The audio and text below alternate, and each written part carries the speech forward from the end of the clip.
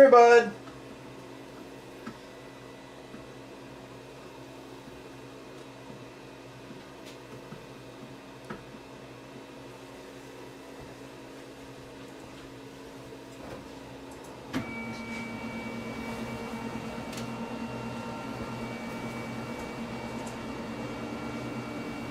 Here, bud. Here.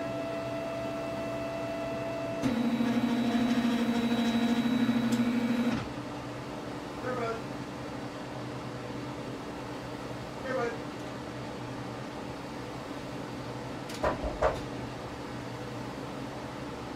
Here, bud. Come on.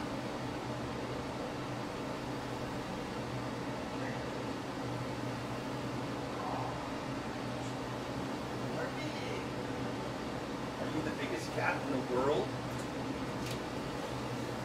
Biggest cat, mega cat. Biggest cat, mega cat. I moved your box. What do you think of that?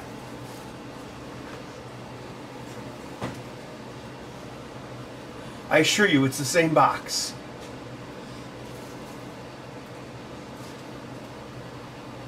Alright, now go to sleep. That's a camera.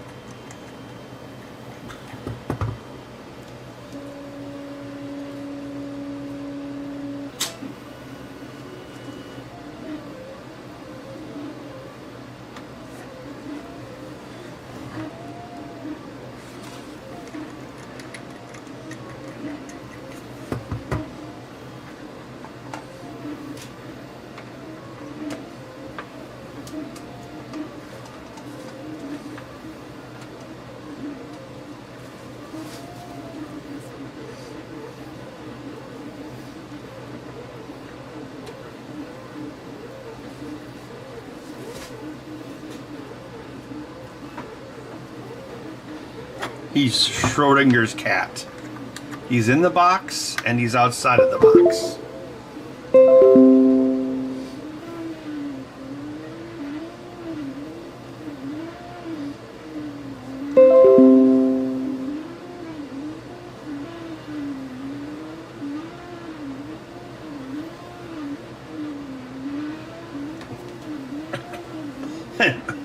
Yeah.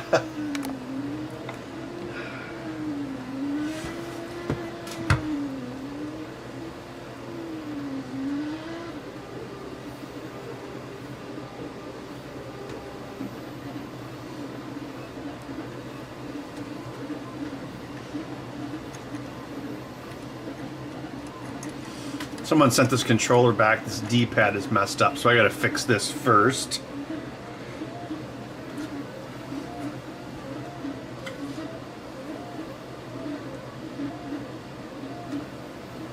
A box cat? Well, this is like my extra packing material box, and it's usually over in the corner, but when I'm down in this part of my house, he likes to go and sit in it. And this is glued on quite well.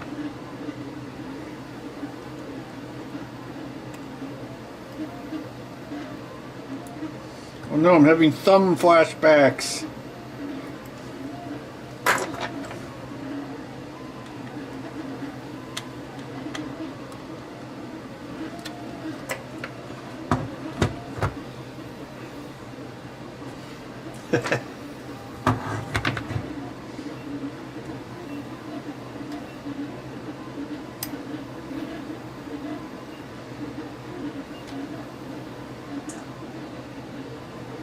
Bud, why aren't you in your box?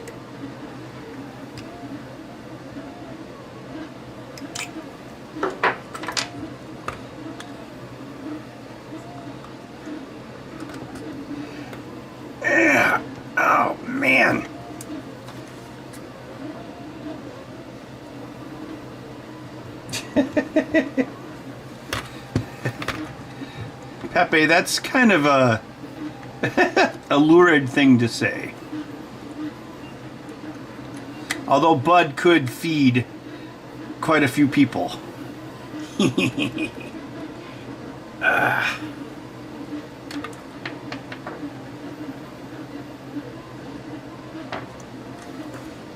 He's going over the corner. Oh, Bud, your box is gone.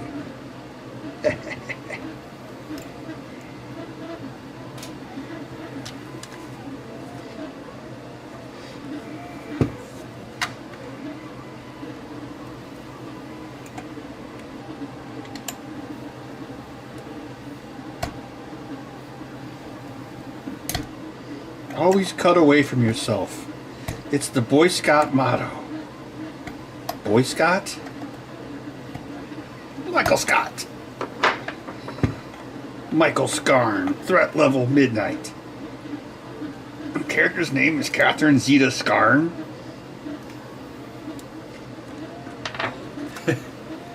Scarn, it's the president. We need you. Okay, I'm in. Threat level midnight.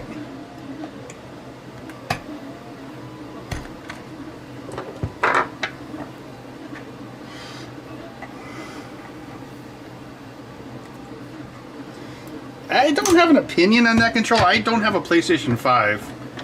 I never felt the need to buy one. There we go. This reminds me of those videos where they like restore paintings, but they do it like in a non-destructive way.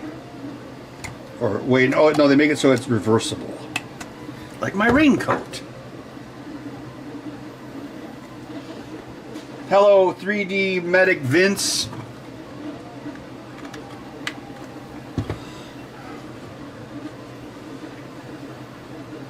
Save the president from ninjas. Yes.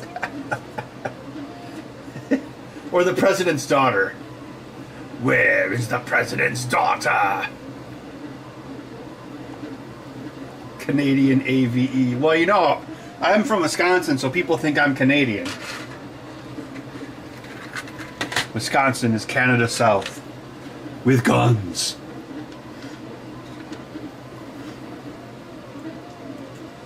So I gotta fix this one. Then I have another one to build. Had a really slow summer for sales with this, but it's been picking up again lately.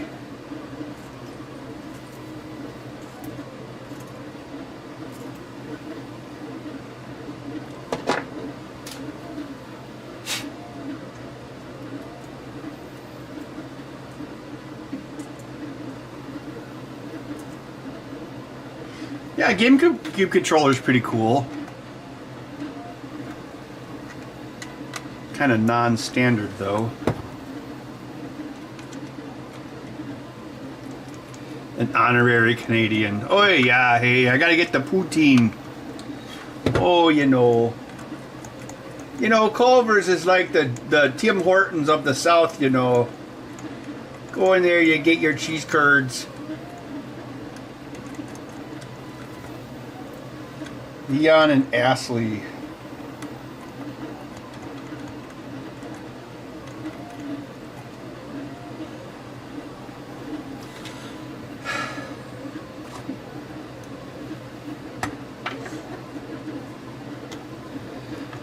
My niece was asking me, she was like, Ben, I want a birthday present, an Amazon gift card. So I had to be like an evil capitalist. And I was like, I'll get it with points. Ha ha ha ha ha. Free money, quote unquote. And apparently what she bought with it was she's going to be Leon Kennedy for Halloween. So apparently my niece likes, like, it's kind of funny, like, yeah, in the past, like, girls would be like, oh, it's New Kids on the Block or whatever, or you know, whatever. And now it's like, oh, it's Leon Kennedy, or one of the guys from Red Dead. I can't remember. I can't remember if it's John Marston or, because there was like two guys, right, in Red Dead 2, because like you die, spoiler warning, and then you take over as the other guy. And they had all that random dialogue they had to re-record, obviously.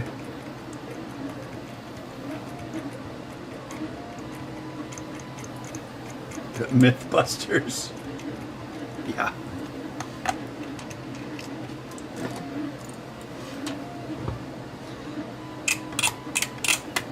I was talking to my sister about it. I'm like, oh no, she likes rednecky dudes like her dad. James Marston.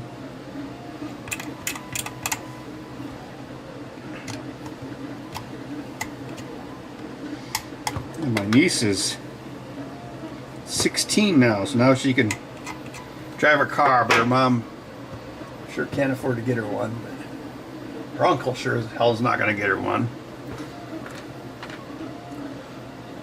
Oh, I saw this pristine, like 1991 Ford F-150 at Menards. I think that was just yesterday. It must be from the south because somehow it didn't have any rust. Even like the leaf springs look pretty clean. It was pretty cool.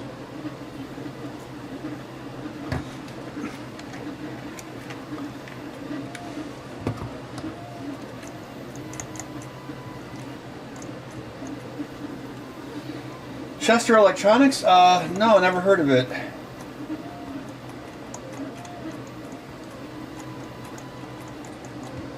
Netbug, that is precisely correct. Good observation. Yeah, I'm printing some more of those TPU pads. You know what I like about tacks, which is like you can feel if they're working.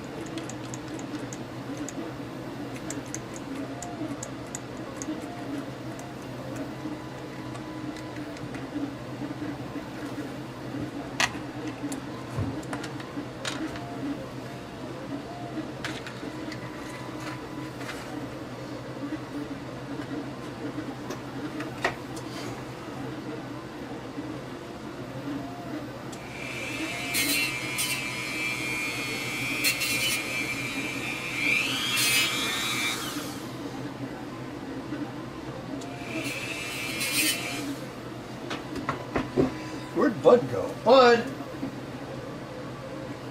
Where is he?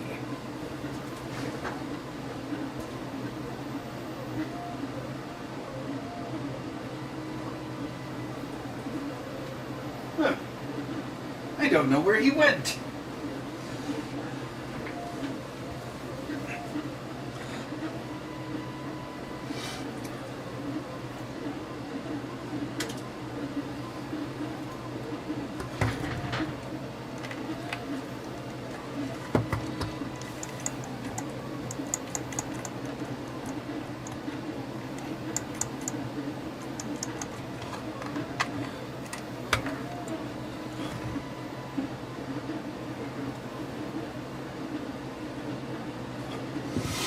Yeah, it might behoove me to just replace that. Plug it first. Mondays aren't total shit now. Somebody's got a case of the Mondays.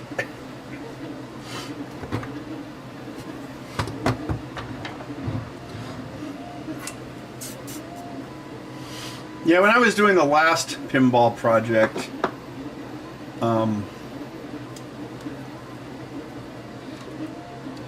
I was doing it like 4 days a week. So like on Mondays during the day I would like do stuff like this, and then the other 4 days of the week I would code. But this year, or this project, it's a shorter schedule, but I've also had fewer of these to build, so I guess it kind of balances out.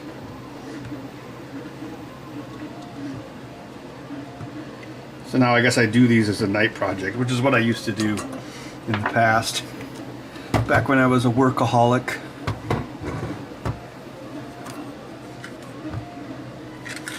There were a lot of times like we would film all day, and then at night I would stay at the shop and build these.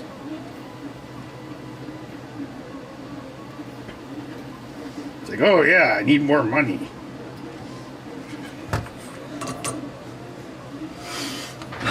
But money's good.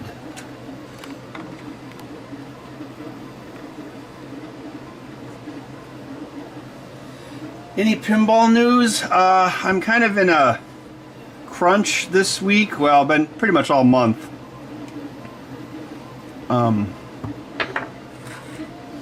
Yeah, we're trying to get the new one ready for a reveal.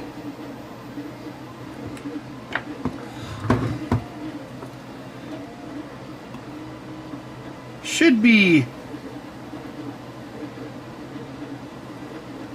not too far away. It's a license theme again.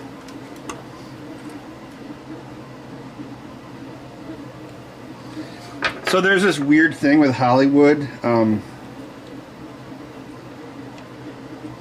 Hollywood shuts down from Thanksgiving till Christmas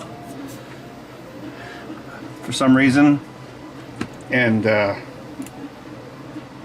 so we want to try to get the reveal trailer approved before that. That's one of the impetuses for us. It's like, oh man, we had such a hard year of making movies. Let's take 5 weeks off.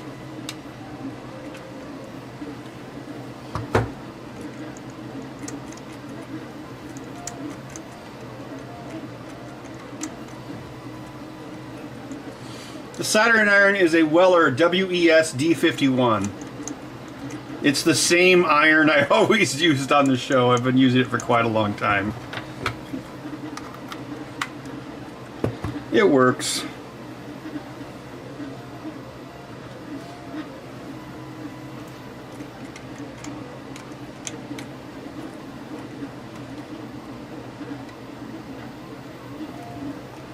A ditty party.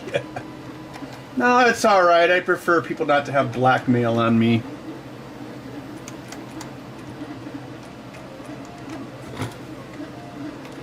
You know that's what that's all about, right?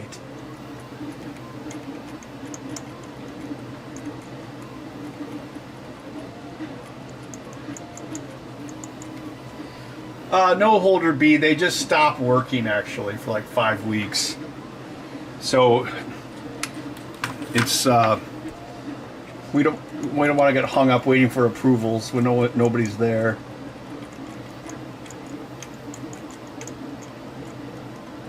Hello, Stephen Hall. Blackmail on me? Hey, stop diving into my personal life.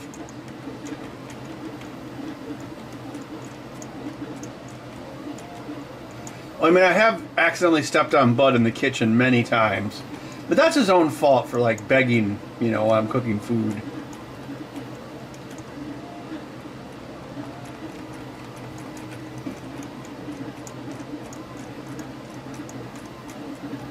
I actually have a Swords of Fury down in the basement here. I was working to fix it up, but then I got too busy. It's actually over by the washing machine. Lion Man!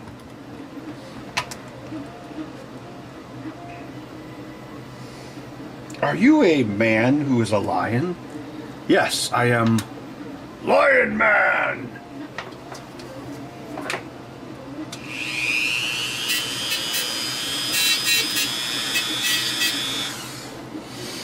You know what? Once they announce this game, I'd be happy to talk about it.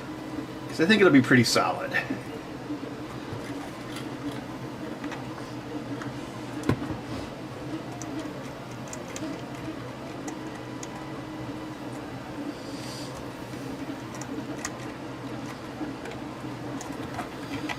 Yeah, maybe this D-pad is cursed. I printed up a bunch of new ones. Deadbed. Yeah, I think it's. Yeah, it's. The back glass is. It was on my back porch, but I think it's in my upstairs. One of my closets, I think.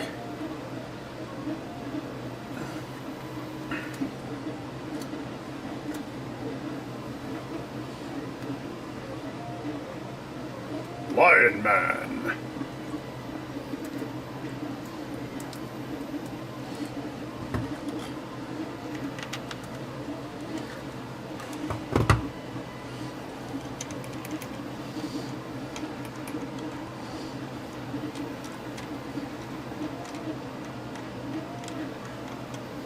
Howard the Duck. No. It's like in The Simpsons. No. Hey, Howard the Duck had pretty good special effects. They had Phil Tippett go motion.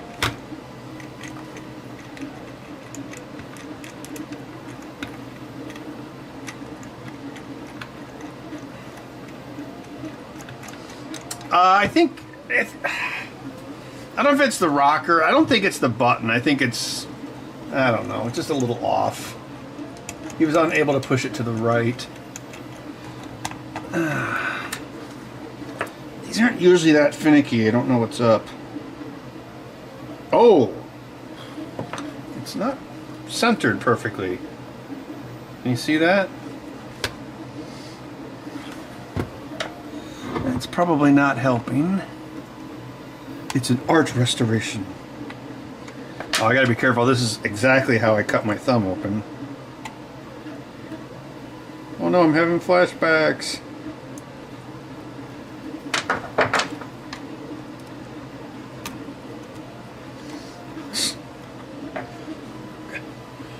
Crappy insurance, only paid for half of it. Wasn't that expensive though. But I don't want to do it again.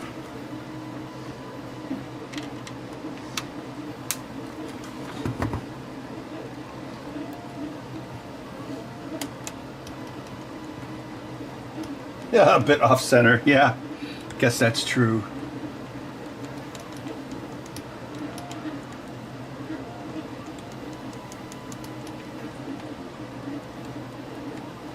I think it was this one.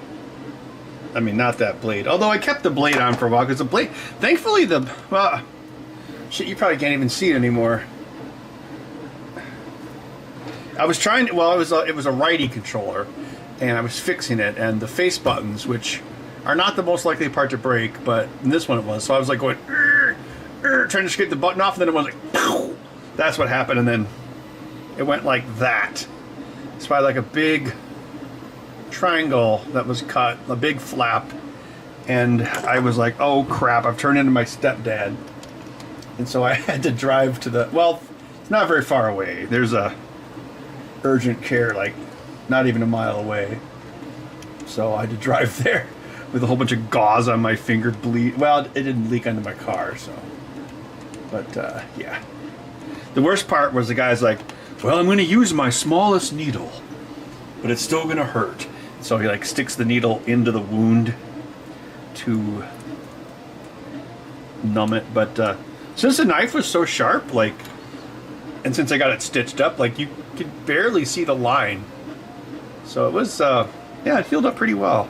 There's a very, very slight nerve damage left, so it is all good.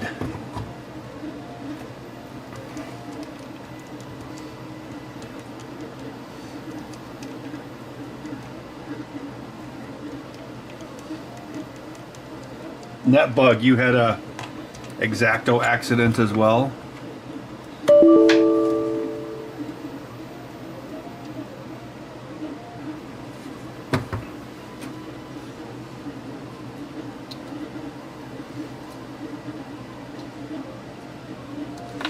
$3D print a new feature. Yeah.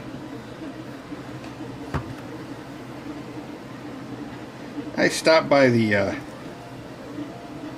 bar for a drink after I ran my errands today, and I ran into the doctor guy that has, there's a guy that has 3D printed, well, 3 3D printed ribs, and I was like, oh, I'm going to ask this guy some advice, because a friend of mine had his ribs popping out of place, and I'm like, well, the next time I see 3D printed rib doctor at the bar, I will ask him what might fix your condition, and And he said, chiropractor can pop it back into place. And I'm like, oh, so you're not one of those doctors who thinks chiropractors are frauds? He's like, no, they're totally useful for things. So I texted my buddy. I don't think he texted back yet.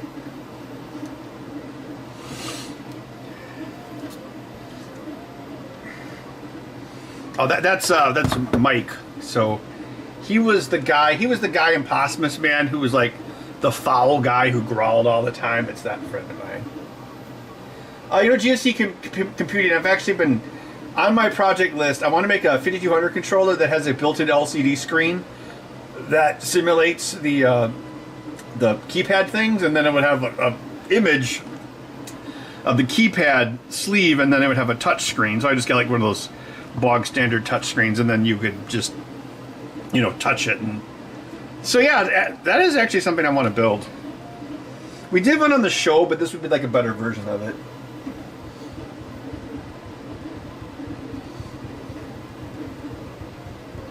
I don't use JB Weld much anymore.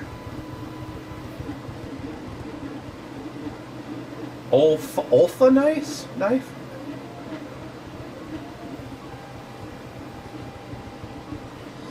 Yeah, it's always good to take advantage of your sixth sense, proprioception, so you try not to like cut into yourself.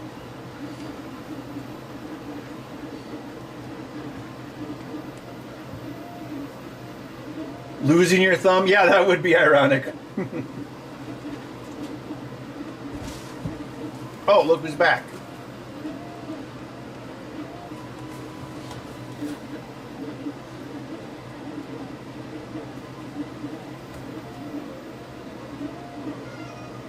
What is it? Are you upset that I moved your box? It's the same box. Alright, now go to sleep. What did the other host of the Ben Heck show? Which one? Like Felix or Karen or?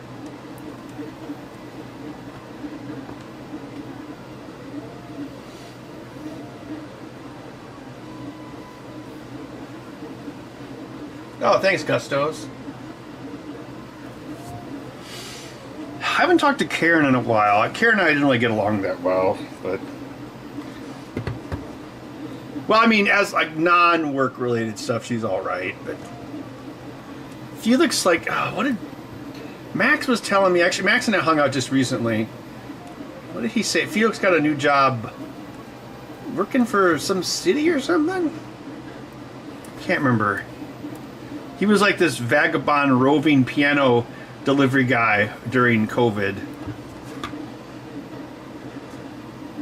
He's one of those guys where like he loves stuff like that. I'm just gonna drive around the country delivering pianos. I got another friend like that too. He was like, I'm gonna become a crop duster, and I'm like, oh, so you have a motorcycle and you can become a crop duster. It's like, why do you have a death wish? I don't think he ever did that though. I'm sure he makes plenty of money at his normal job. The feng shui, yeah.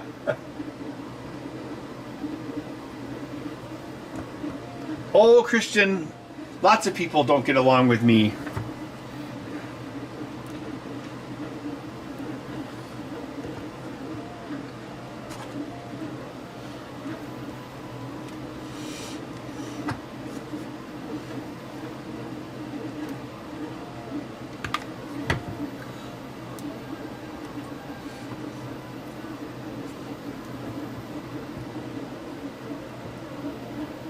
Oh, hey, underwater welders make a lot of money. Like, learn to code, learn to weld.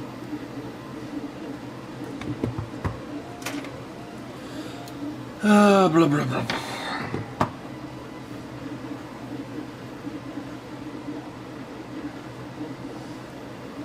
We were working on sound effects last week for the new Pinball, and I kept telling Corwin, I'm like, oh, Corwin, this is just like the movie Amadeus. He's like, oh, I still haven't seen it. I'm like, dude, you gotta see it. It's like three of the people working on this new pin, we all have the same favorite movie, which is Ed Wood. But I was telling him that Amadeus is a lot like Ed Wood, where it's about like, maybe it's like the opposite of Ed Wood, but it's still about like, you know, kind of like show business in a way, and how it's kind of like sad and stuff.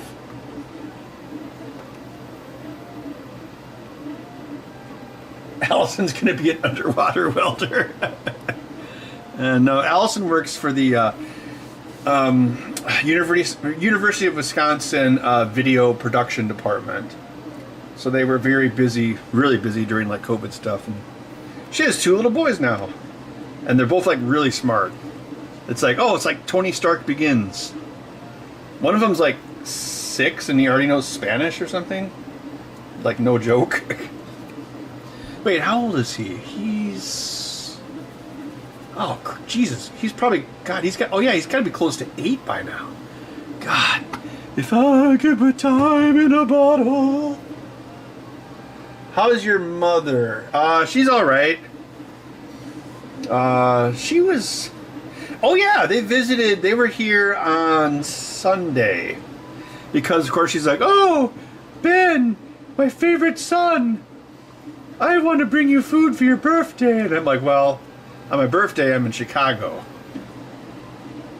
So she's like, I'll come the next day. And then so my niece was here too. So we hung out for a while. Oh yeah, Marty. I wasn't a big fan of Karen's work ethic, I guess. Which is ironic to say now because I've gotten very lazy. But that was kind of, yeah. It felt like her not doing as much as she maybe should have put more pressure on Max. So, yeah.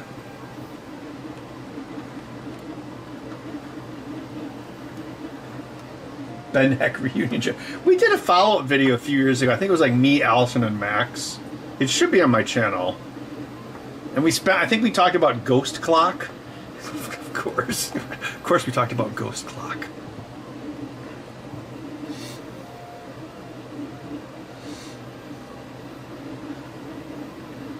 Denise? Who's Denise? My niece's name is Lydia, like in Beetlejuice. Actually, like Max, Allison, and I, we all kind of live in the same. Actually, Karen does too. We all live on the east side. I assume Karen still lives in the same place.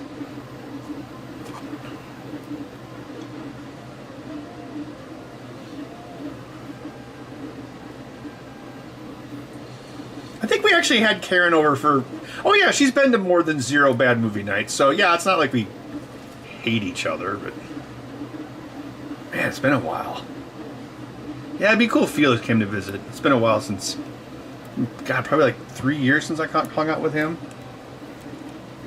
Although, you know, something I've talked about many times since then is like undiagnosed autism. I think a lot of Gen Xers have it.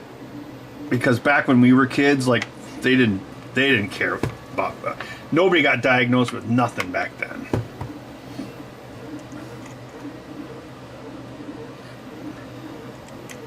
But I've probably talked about this before. Like, I think autism can be like a superpower.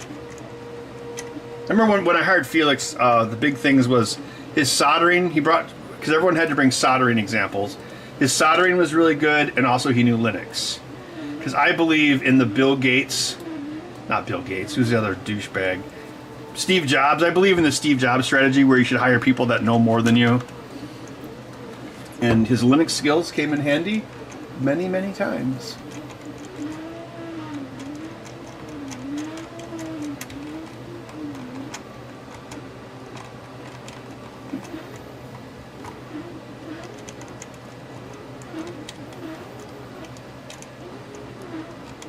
Oh yeah, I'm loaning Max my hat from Posthumous Woman because he's going to be Mick Leach for his Halloween party. As in Rescuers Down Under Mick Leach. So fun fact, in Posthumous Woman, me and Mike, our characters are basically 2 of the characters from Rescuers Down Under. So I'm the rat, like was that guy a rat? whoever the guy was, you know, he's like, "Out to Jumbo," right? So that was me, and then Mike basically just did a George C. Scott impression the entire time, where he's like, "Ah, that dumb possum." When the possum kills your friend, and you stick your hand into the pile of goo that used to be their face, you'll know what to do. Because yeah, I mean, if anyone didn't know, yeah, the bad guy in Rescuers Down Under was George C. Scott, who was in Patton, with the really fake eyebrows when you watch it on Blu-ray.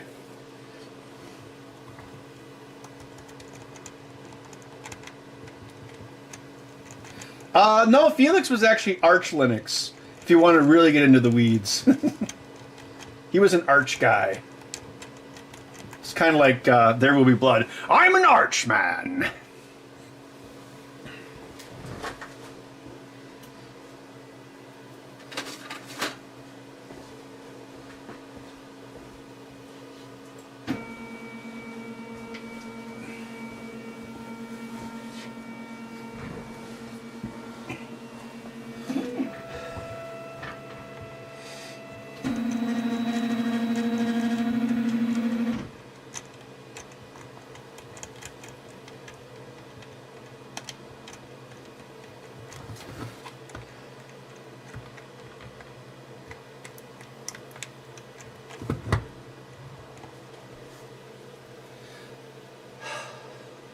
No, Felix wasn't that kind of Linux user, but I know what you mean.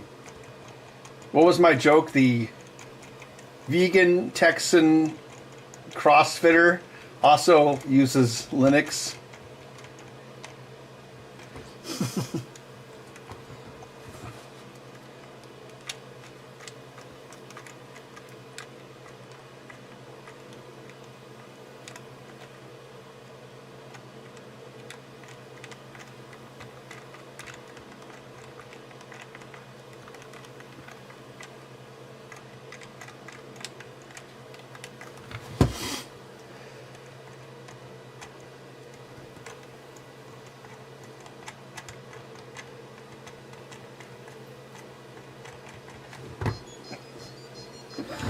I'd like to get this fixed so I can move on to the actual new work.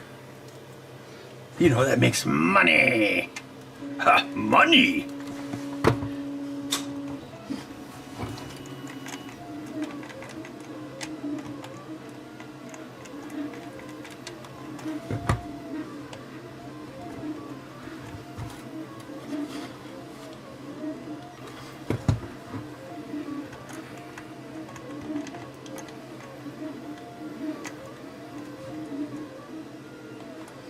How did I get into making accessibility controllers?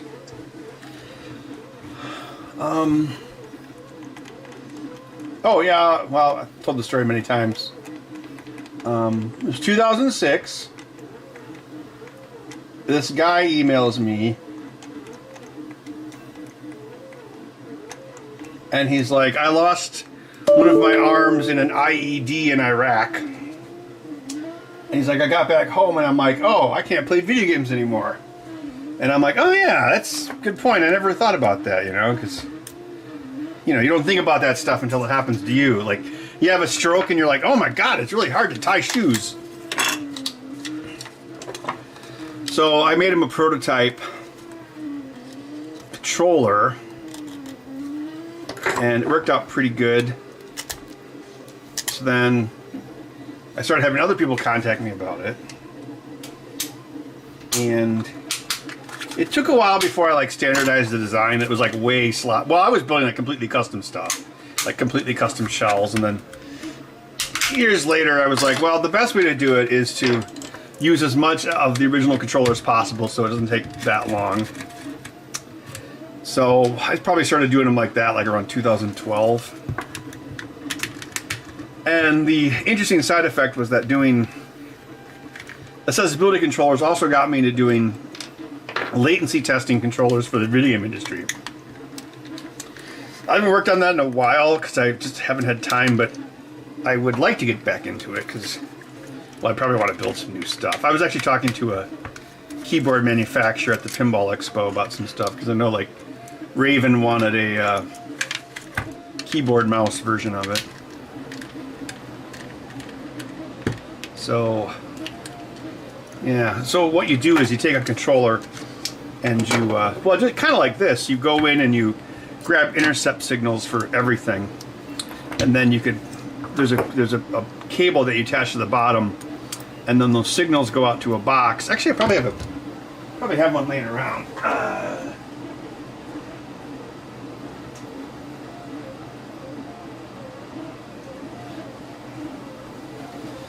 Yeah, here's one. Well, this one is bodged up, but it shows you everything the controller is doing, so they can put this below a monitor or between two monitors. That's why it's elongated, and then they can see with their high-speed cameras what the player is actually doing, and then it also can record and play back macros, so they can repeat actions. So if they want to like aim a gun, reload the gun, jump 3 times, and then do that over and over and over, they can program it into the controller, so they don't have to have a tester do it the whole time.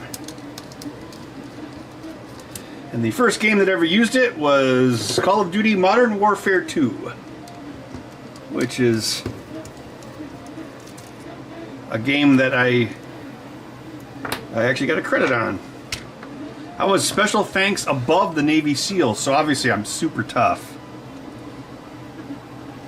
And you know, it wasn't that long ago. Like, I think, yeah, I was Infinity Ward. Infinity Ward was like, hey, can you fix the original? They wanted me to fix it or add something to it, and I'm like, you guys still have this? And they're like, yeah, we still support.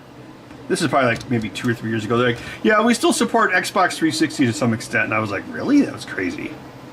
It wasn't that long ago. Didn't they just Xbox 360?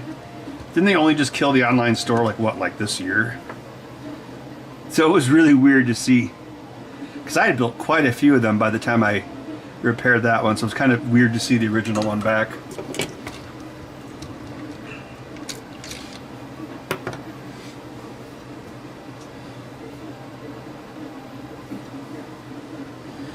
Yeah, it is autopilot. I've built, well, depending on demand, like, I would say in a normal year, it's probably like around 50. Then when everyone was like locked up or whatever, like 2020 and 2021, I had the biggest, those are like, I think I did like 150 of them in 2020, which kind of sucked because remember when Amazon was like, oh, we'll only ship essentials, which is stupid if you ask me, especially during that. But so I was having to find them by hook or by crook off like eBay or like the used game stores around town. Yeah. But one thing, I think the video game industry didn't ask for anything that year because they were all doing remote, so it was like, well, at least I don't have to find controllers for the game industry. Although every so often Microsoft will send me a box of old stuff.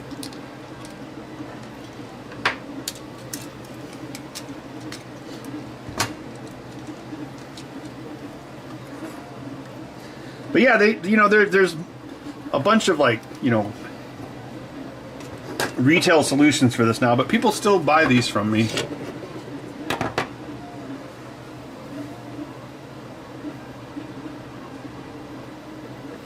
Yeah, $50 million now is like nothing. But yeah, back then it was like a big deal. This is a righty.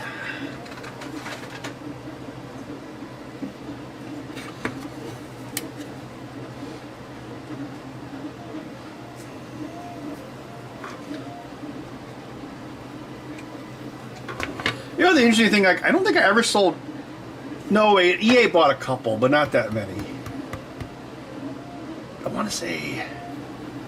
Hold on, I gotta use the restroom. I'm gonna close the door this time, though.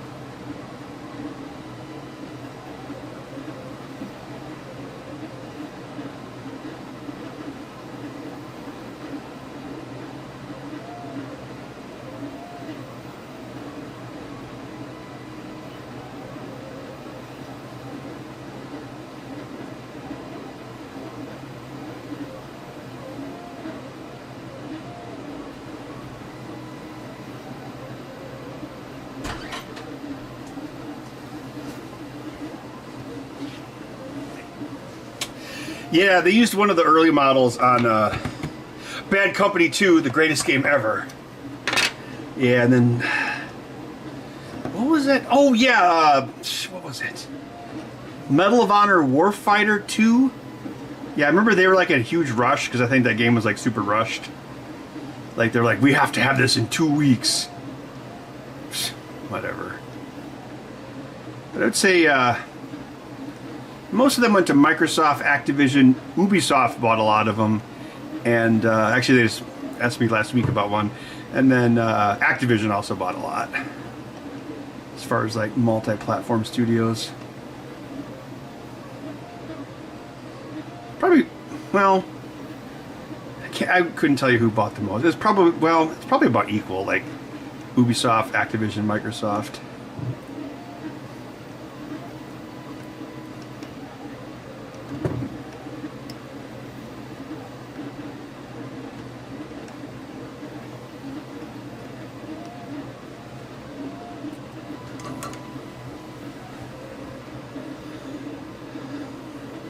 What was the girl's name in Element 14? Well, the first female that worked with us was Allison, and then later on Karen. So this is a righty tighty, lefty loosey.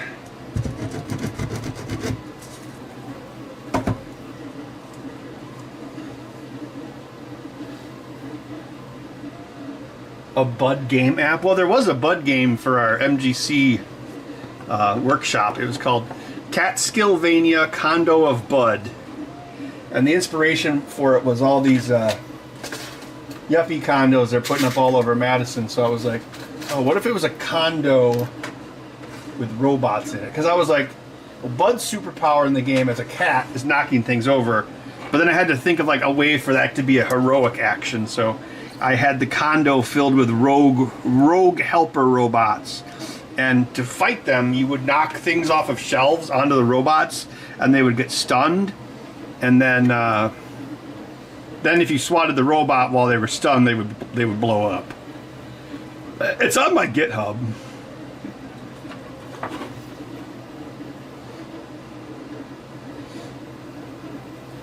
Did you ever miss the show? Well, they paid me very well, so I guess I missed that. Yeah, it was fun. I don't like working from home, so it was better working, in an office with people. But yeah, ultimately, yeah, all the endless deadlines is kind of what probably it is the main reason I stopped doing it. And I'm glad I stopped. Well, because doing it with not just COVID restrictions, but the part shortages, that would have been, ugh. Like having to build stuff on a schedule when you can't get many different types of microcontrollers, that would have sucked. So, yeah. Righty tighty, lefty loosey. There we go.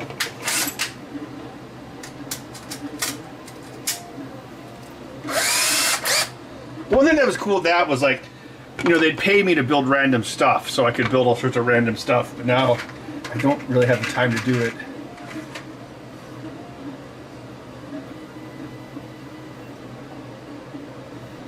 Oh yeah, Kiki Cat, that sounds super meta. Maybe next time.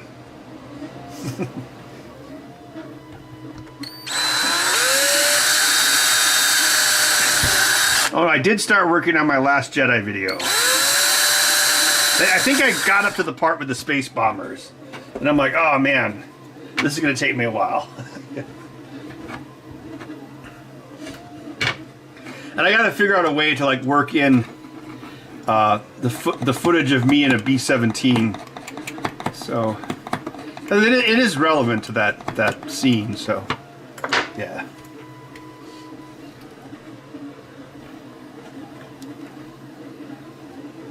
Because I thought about, well, wait, was that movie out when the?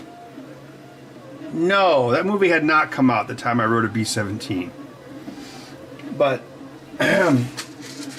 See, in the real world, when you're bombing something, you want to be many miles above the target. And they were so far above Germany that it was an unpressurized cabin at 35,000 feet. So everyone had to have oxygen supplies and all this, and everyone wore a heated suit. So everywhere you'd go in the ship, there would be plug-ins, so you could move around and then plug in your suit to the next station. That was definitely worth whatever money I spent on it. I think it was $300. No, well, whatever it was worth it. It was like a flying jungle gym. Because once you're airborne, you could just walk wherever you wanted. It was pretty awesome. So you could, that was in Galveston, Texas, by the way. There's an air museum down there. So like, yeah, so if you're walking around the plane, so you would go over the bomb doors and you had to like walk sideways. There weren't any bombs in it, of course, but they're like, if you drop your cell phone into the bomb doors, don't grab it. Don't go down and get it. Wait until we land. And so I'm like, okay, I won't. It was like a flying jungle gym. It was really awesome. But then when we were landing, it was like musical chairs. And like, we're landing in 5 minutes. Everyone take a seat and put on your seatbelt. So it was like, do, do, do, do, do, do, do, do, do, do. And I ended up, in the musical chairs, I ended up in the front bombardier section. So that's the very nose of the plane where the bomb sights are, and it's all a windowed canopy. And so when it landed, I got like a first-person view. It was pretty cool.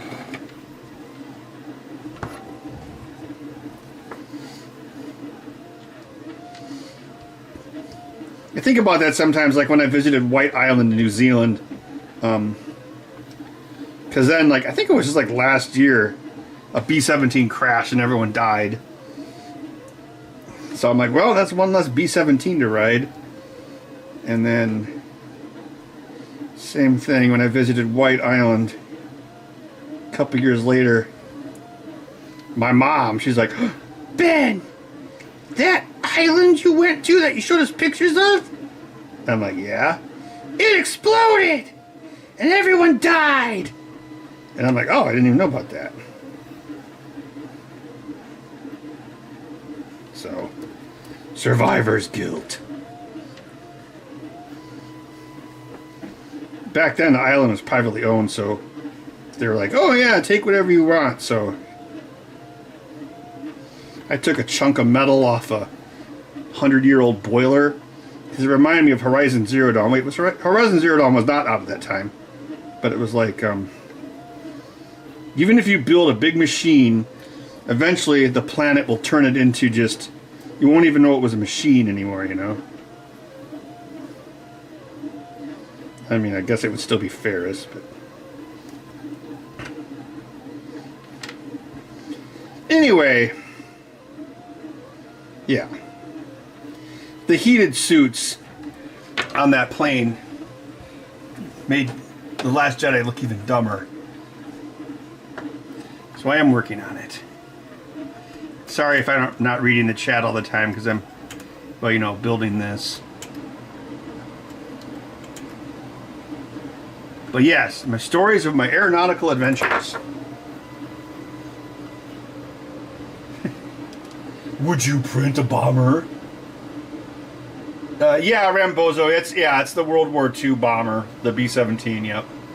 So it had the ball turret at the bottom, which, Jesus, like they must have had to, like, no joke, like draft horse jockeys to fit into that thing, because it's so tiny IRL.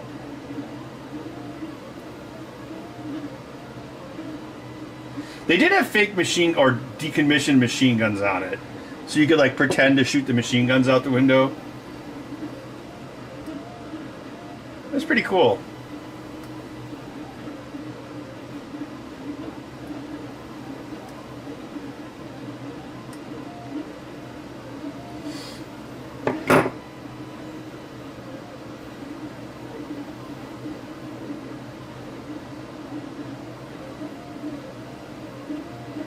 Oh yeah, everyone wanted to look at the ball turret, definitely.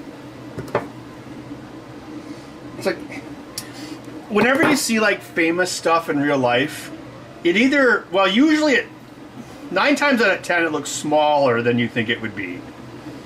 Like Statue of Liberty, Classic Mission Control in Houston, a ball turret. See, the only time I've ever seen anything in real life that looked bigger than I thought was probably the Golden Gate Bridge. And I've never been to the pyramids. Someday I'd like to go.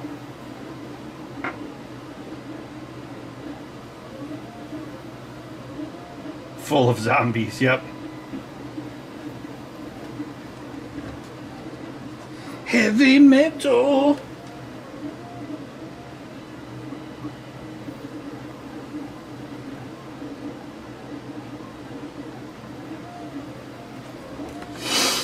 I remember one time, actually, I think it was, for some reason, me and Karen, I think it was like on lunch break, we were like, there was some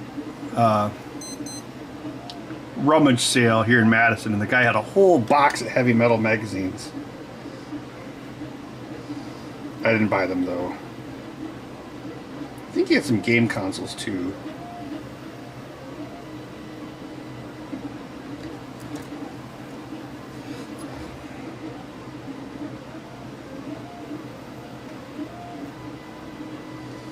It's weird, I'm like really scared of heights, but like aircraft don't scare me.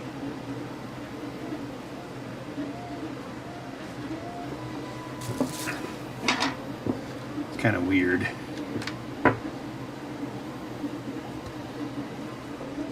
You know, helicopters are a little disconcerting because all you can think about is like, well, you know, this thing loses power, you pretty much just go straight down.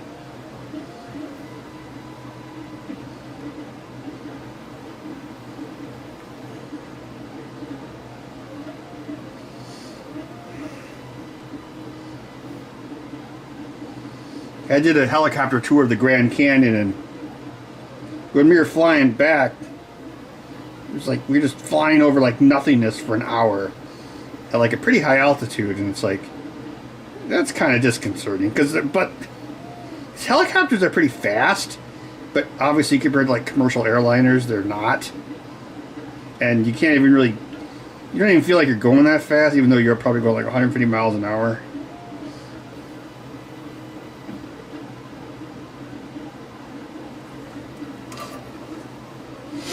In this stream, we're going to talk about airplanes.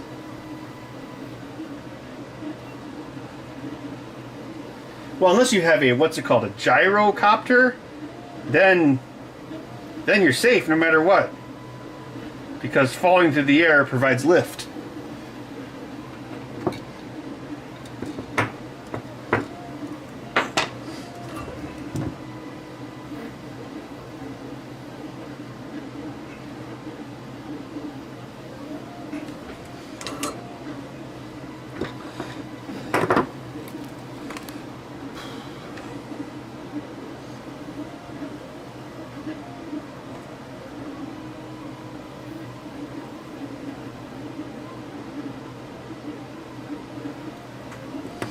That should work.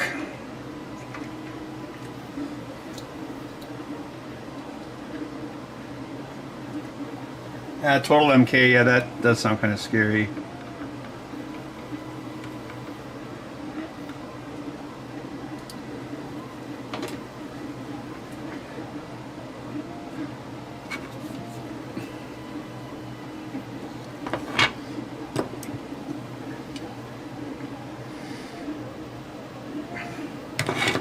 I mean, usually it's still pretty safe, but it's like, oh man.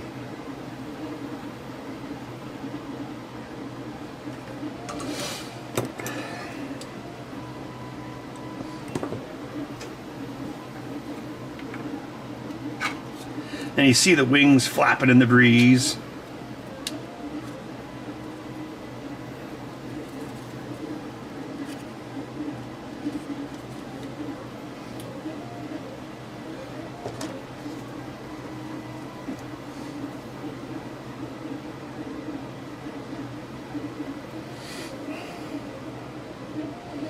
I'll probably get my peepers out when I get to the really fine soldering.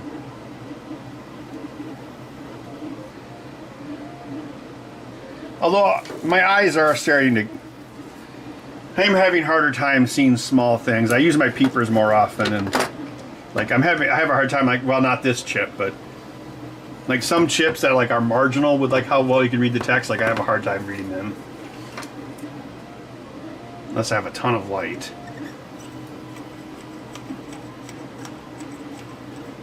Tucker got the paramotor guy? Yeah, was that the guy that died? I remember watching some paramotor videos on YouTube. One of those guys got turned into a crispy critter, though. It was really cool to watch the video, though. It's almost like a rocket pack. Like the Rocketeer. The Rock-a-who? I want Jenny Blake banned from the lot. I finally got to play a scene with Neville Sinclair.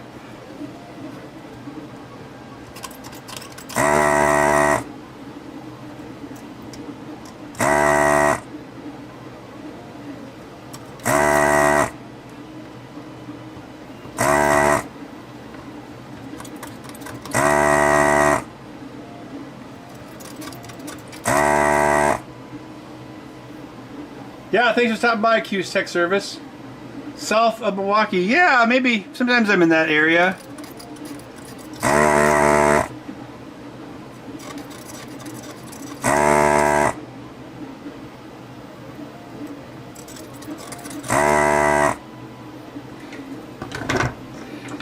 I think you still need to be like a pilot of some sort to do a paramotor. Yeah, wasn't that long ago, like, if you built an aircraft under a certain weight, you could fly it around without a license, but I don't think you can do it anymore. I'm sure someone can correct me to the actual specifics of that. It was like 150 pounds, not counting the weight of the pilot, including fuel. Skydiving in Monona? Yeah, that's not a good idea. There's like an air... the planes all fly over this side of town when they land at the airport.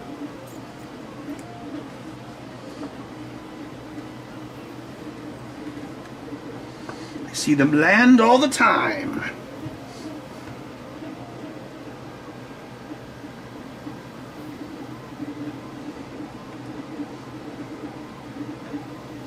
What's that new one? The F-22 or the F-24 Raptor? I know the hippies were mad because the Air Force Base here got them. They probably just didn't want to hear the sound of them. They're definitely louder than a normal plane. And whenever there's certain stories in the news, you hear the F-22s flying around, you're like, yeah.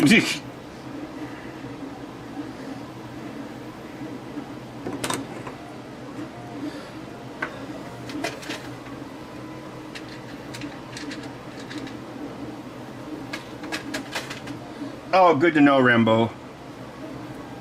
Oh, Allison did become a licensed drone. Well, I guess it's not technically a drone. A licensed quadcopter pilot for photography, which is always funny because we had an episode where we built a quadcopter from scratch, and then she was flying it, and then she almost crashed it. So of course that always comes up. It's like, didn't you try to crash one of these once? Actually, I think Max's new boss crashed one into a lake and they lost it. But yeah, the FAA kind of cracked down on that not so long ago. I mean, I guess it makes sense because the FAA has dominion over all air.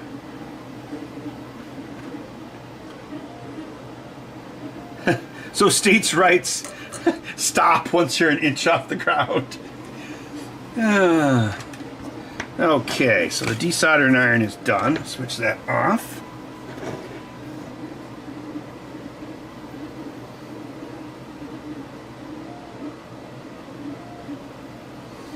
Air National Guard in Madison protects the Chicago airspace. Oh, I didn't know that. Interesting. Yeah, we even have like black helicopters here. They fly around and drop off tinfoil hats for people. Yeah, there's a base for that. Then there's a FedEx terminal. Then there's another restaurant bar for the pilots themselves, because why can't pilots become lawyers? Because they can never pass a bar. And I think on the west side there's a UPS has their own airport, and then Culver's has their own airport now too. I was looking at land up north on Zillow or whatever, and so then I was looking at Prairie du Sac, and I'm like, Culver's airport? What? Craig Culver's like, I'm gonna get on my jet, I'm gonna fly around selling cheese curds. And he's probably got like one of those Tony Stark stripper poles in the jet. We're working, Tony. Did you know in the first Iron Man movie, the highest paid actor was, what was that guy's name? Terrence Howard. The guy who was, he became Don Cheadle in the second movie. That's why, is because that guy got paid more than anyone else in that movie for some reason. More than Robert Downey Jr. or Gwyneth Paltrow or even Jeff Bridges.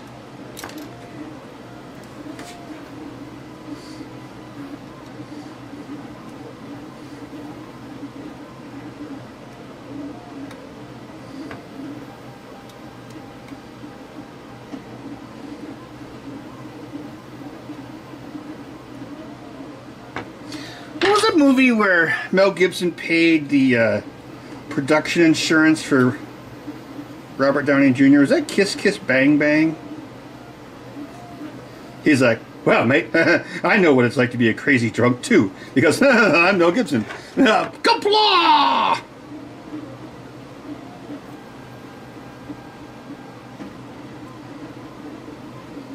Dude, we saw your movie. It was a snuff film. Give me my money back.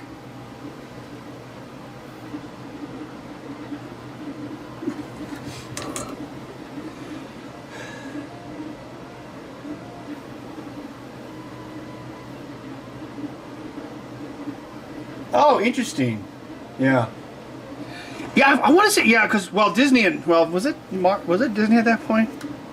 Yeah, like, I think in the second one, like, apparently, like, they paid Scarlett Johansson almost nothing. They paid Mickey Rourke almost nothing. Yeah, so that's believable.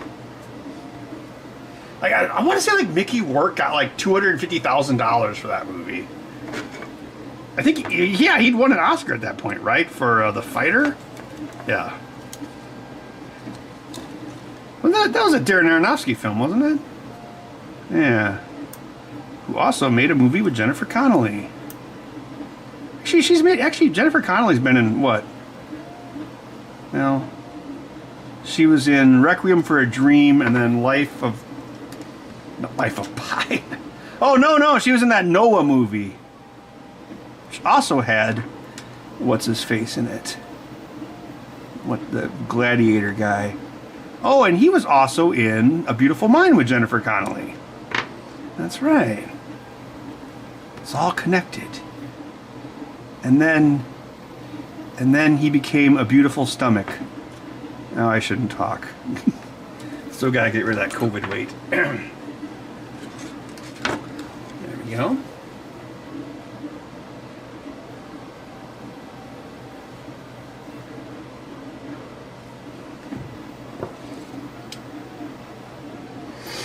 Yeah, I was watching. I think it was just a couple nights ago. I was watching it was a video about Jennifer Connelly's career where she like talks about the movies and stuff. And I think it was when she made. So it was a few years old. So it was. I think the last one they talked about was Top Gun Maverick.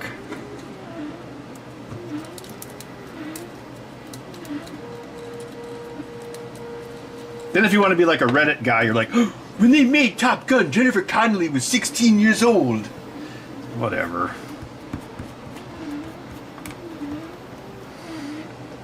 Oh, and remember crap. Which Avengers movie was it? Yeah, Age of Ultron. He turns his AI into that thing, right? Vision, right? Yeah. And Vision is Paul Bettany.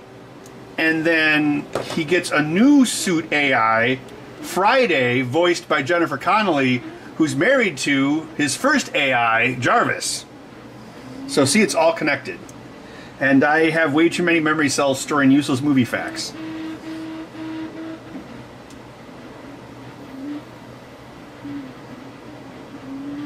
Phenomena? No, I have not seen that.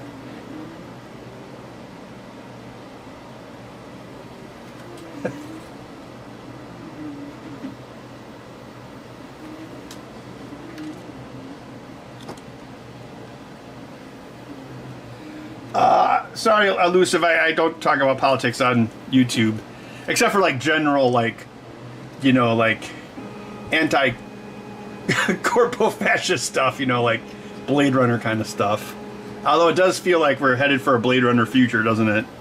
It's like, when Weyland-Yutani was formed, it was to thunderous applause. We must get the specimen back.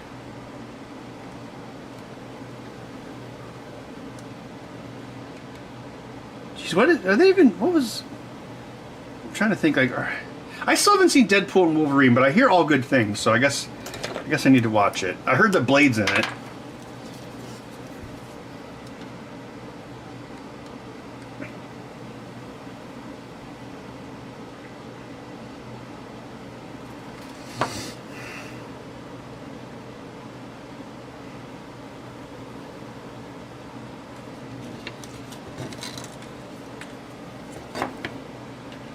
She can talk to insects, and when they screw with her, this is a Jennifer Connelly movie? Stark makes a robot voiced by the guy in Stargate. Yes, you mean James Spader. There's these great fan edits on, I think Red Letter Media did it actually, where they take all the Robert California dialogue from The Office when James Spader, he was the guy who bought Dunder Mifflin in the later episodes, and then he's talking about sex all the time, and then they put that dialogue on top of Ultron robot. Jim, everything is sex.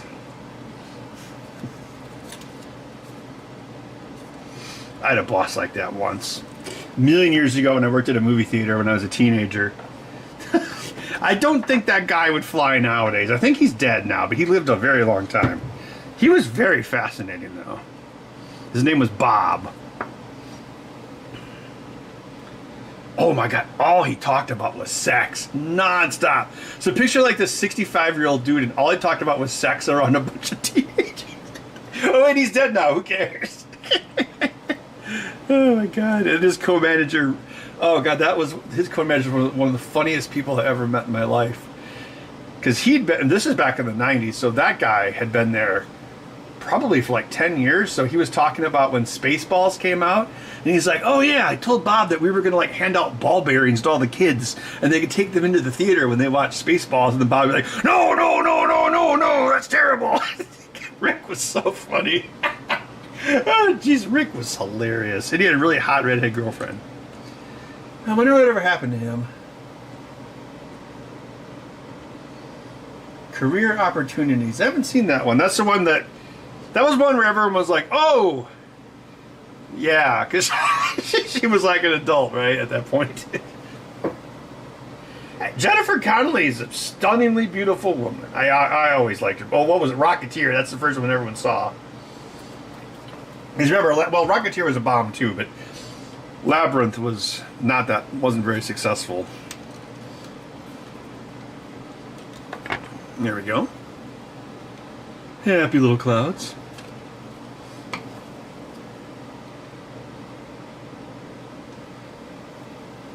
Oh, I remember Dark City with Jennifer Connelly? That was right before she was in Requiem for a Dream. That was directed by Alex Proyas, who did The Crow, and then Gods of Egypt. Actually, Gods of Egypt is a pretty good bad movie. There's some interesting stuff in it too. Like, who's that guy? Who is the guy from Pirates of the Caribbean? Jeffrey Rush. Yeah, he plays Ra, and so when he's introduced, everything is like super literal. So Ra is like, he's got this flaming chariot in the sky and he's dragging the sun behind him, and it's actually in the movie. Yeah. There are worse movies than Gods of Egypt. Although it's still not very good.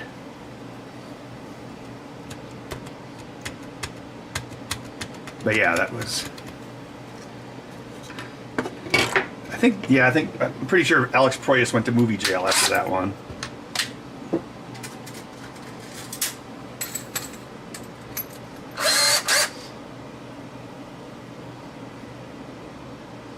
Oh, that's right. Jared Leto was in that. So you hated Jared Leto before it was cool, then?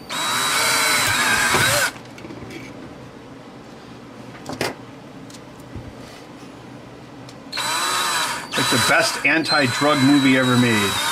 Put that in school and the kids will be scared straight.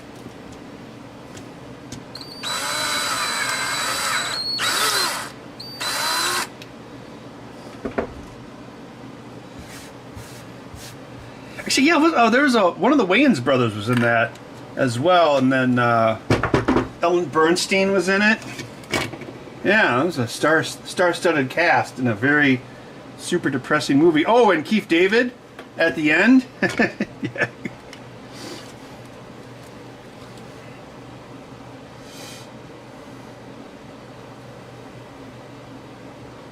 Dark Bud Rising.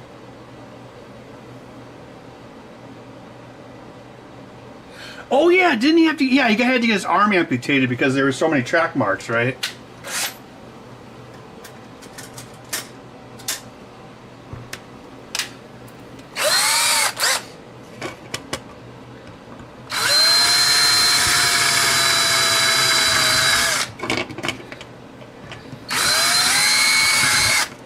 When Bud was young, I started looking like Jared Leto because he'd always scratch my arms when I was sleeping. So people would come over and they'd be like, "Ben, have you turned into Bela Lugosi?" And I was like, "Home? I have no home. Hunted, despised, living like an animal. The jungle is my home. But I will show the world that I can become its master. I shall create a race of atomic supermen that will conquer the world." Of course, in the actual movie, he says a race of atomic super beings. And then in Mystery Science Theater, they're like, super beings? Okay, this guy.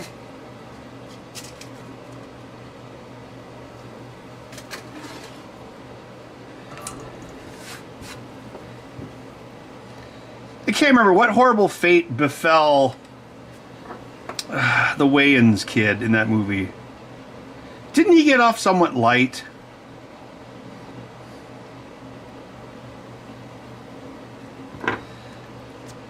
That's one of those movies you only need to see once.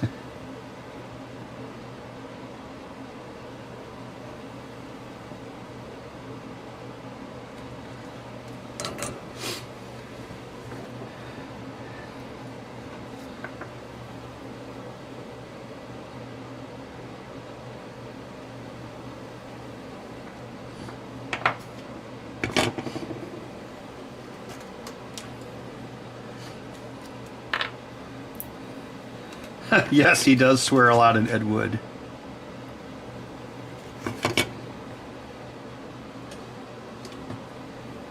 And you know, I don't think Salieri ever actually tried to kill Mozart, but it's drama. You can't have a movie without conflict.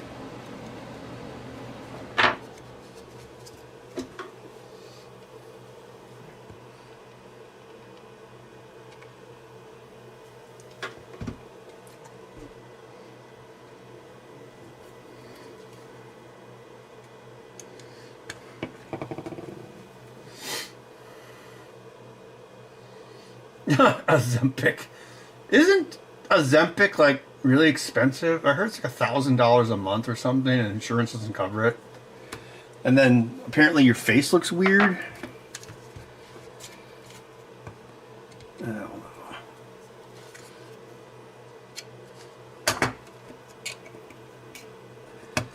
Oh. Ozempic was one of those things where it started out as another drug, and then, yeah, it was a diabetes medication.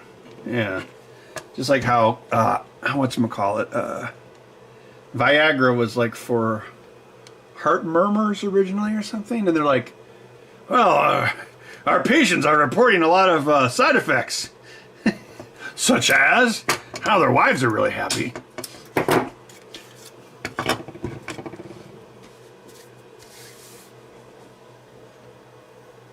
Speaking of penises, I'll be right back.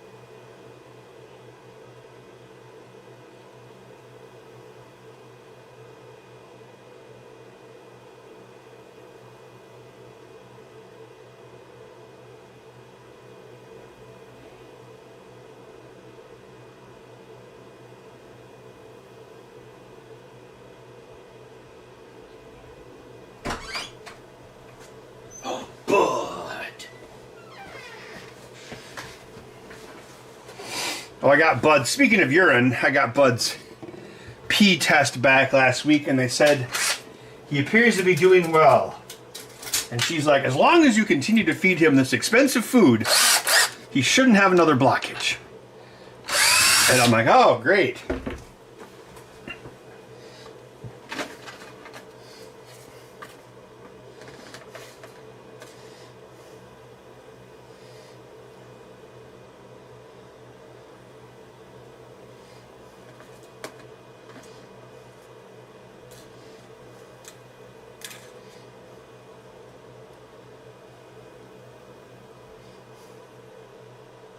A prostate exam.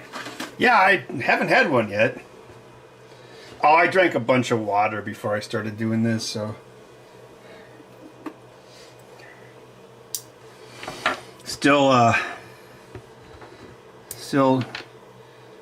this one already has a magnet. But why does it already have a magnet? Oh, I probably put a magnet in the wrong lefty-righty. Yeah, that's probably why it's there. Okay, so the magnet orientation should be correct. Oh, thanks for the super chat. This is a accessibility controller for people that only have one hand, and this is in particular a right-handed model.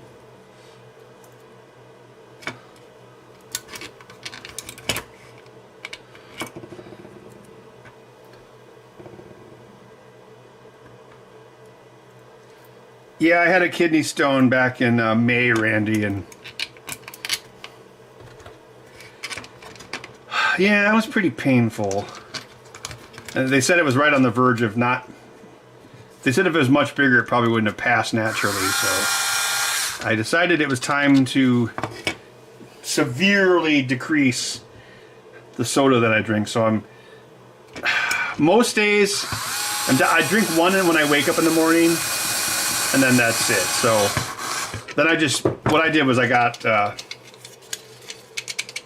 Pepsi bottles, and I'll drink one, and then I'll just refill the bottles with water. So I still have like that thing where I go to the fridge. I'll see. I go to the fridge, and it's like, oh, I'm gonna get a bottle out of the fridge, and it's cold, and I unscrew it, and then I drink the cold water out of it. But then I also got purified glacier water for Bud, so he's not drinking softened water with salt in it, which probably doesn't help. So yeah, I've never liked coffee, although I make it a couple times a week, and then I'll just make iced coffee. So it's like soda-like, where it's like, okay, well, I can drink this quickly, it's not hot, and it gives me caffeine.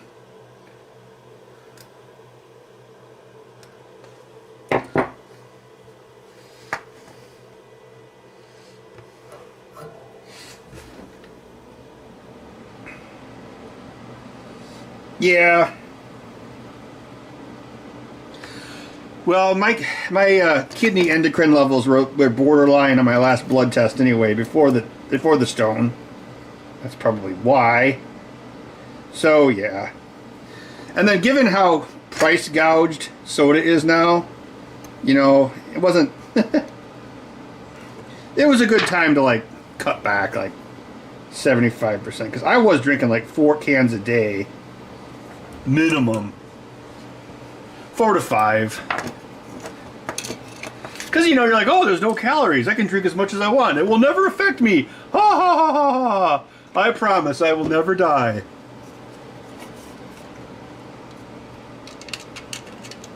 Oh, no, beer isn't fine either, but, you know, gotta take it one step at a time.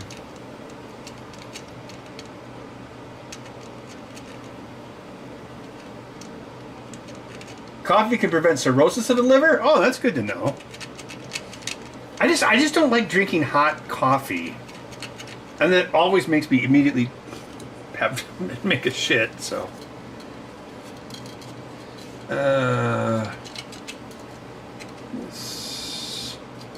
Righty.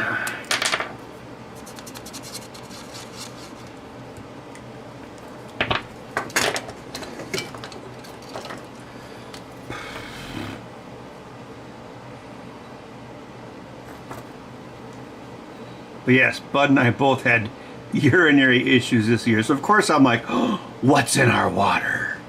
It's a conspiracy theory. Call Fox Mulder.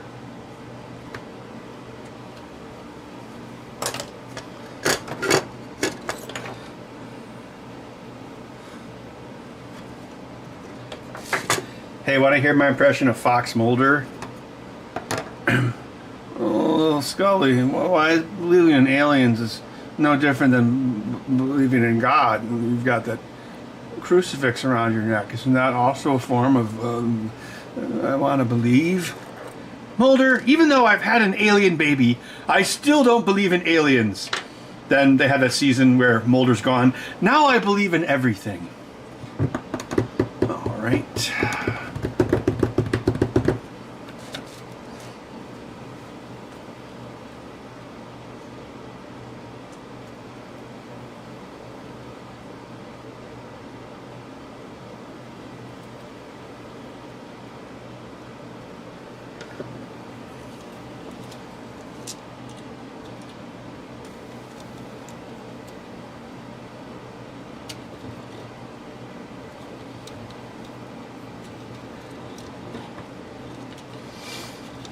Yeah, well, I guess I could try to drink more coffee. I don't know,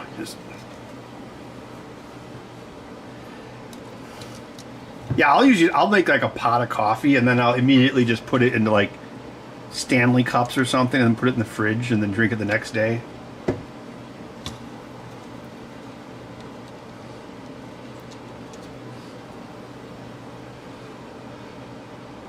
Oh, thanks, I love scotch. A Metcalf Saturn iron? Oh, I'm good, thanks. Scully became Mulder, Mulder became his sister, Doggart became Scully. Oh, yeah, that's exactly what happened. Yeah.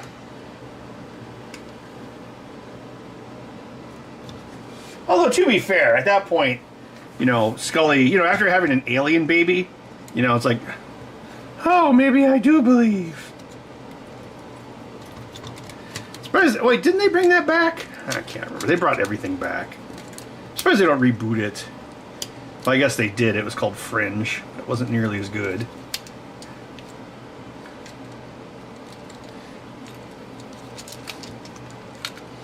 I mean, Fringe was pretty good, but probably like one of the least shitty things Alex Kurtzman has made. What am I bumping into here? There we go.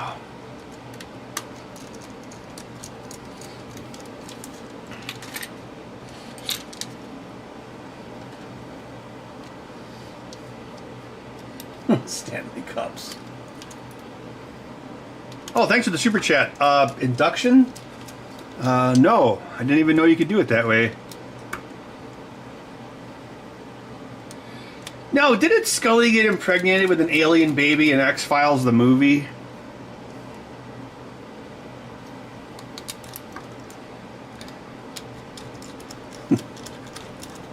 They hooked up at a bar. So, you must be from out of town. Oh, yes. You see, I'm an alien. I don't believe in you. Oh, but you believe in Jesus? That's different. Jesus was real. How do you know? She's like, wow, you're deep. Let's bang. That's exactly how it went. Alright, so here's the hardest part. I gotta solder up these small connections.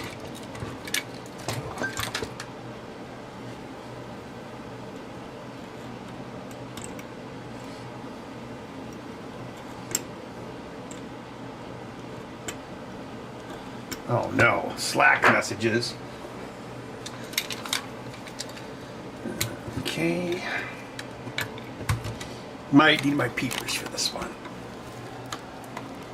Puke cam. Puke cam. 9:38. I don't believe in babies.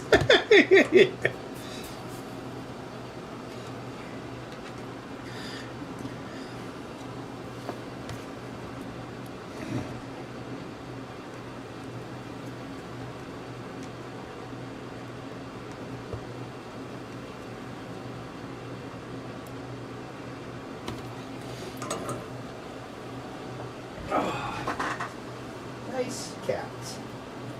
Nice cat.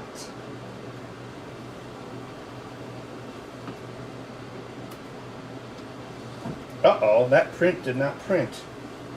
What's going on?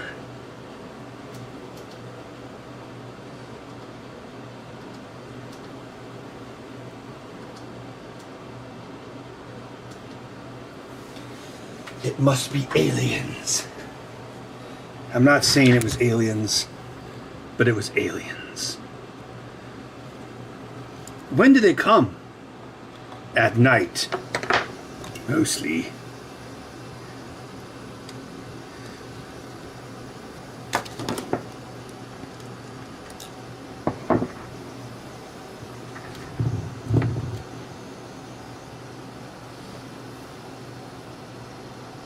What's that, bud? Do you hear the printer making noises?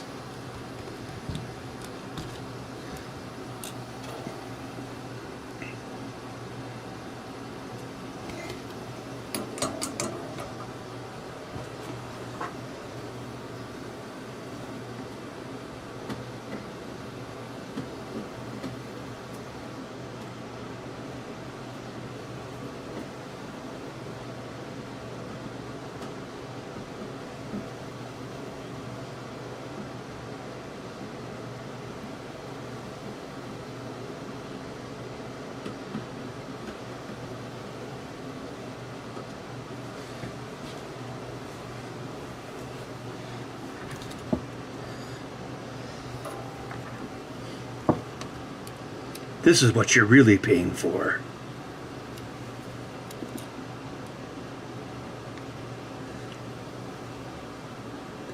It's capitalism, baby. You pay people who make less than you to do things you don't want to do. You pay people who make more than you to do things you can't do. Hashtag capitalism woke. Alright, here we go. Alright. What's the problem? Well, that's not good. Bud, are you the star of YouTube? Cute cat. Oh, it's doing this thing. Alright. I gotta restart it.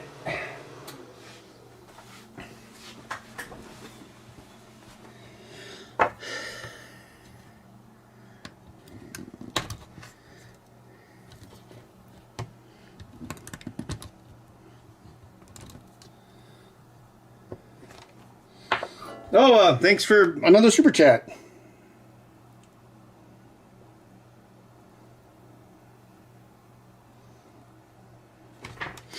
Yeah, I'm just not very fancy with my equipment. I don't know, it works well enough for me.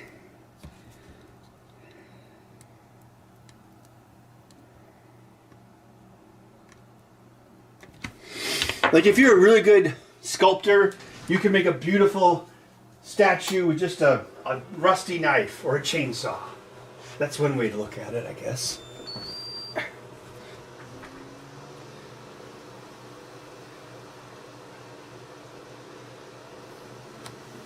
Oh, my desoldering iron's a Heiko.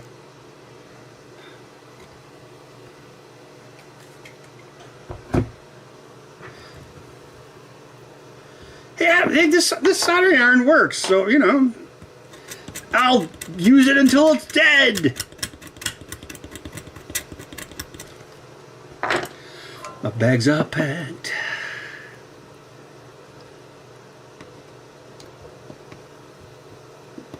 I don't even use a very fine tip for this because fine tips don't carry enough heat. So really it's more about how you use the iron and knowing how solder behaves. That's the real battle. I was gonna cut my thumbnails last night, but I didn't because I knew I'd be doing this tonight.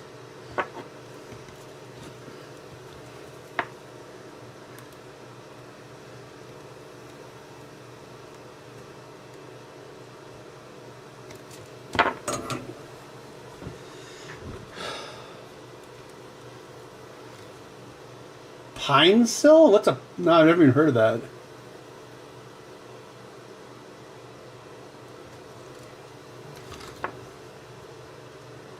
Louis Rossman, the real estate guide. Hey everybody, I hate New York.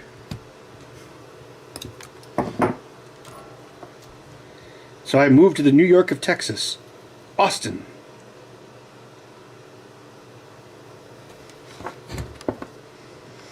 Oh, I was editing one of my old videos where I was trying to like catch up, and I actually correctly predicted where he would move before he moved in the video. I am a genius.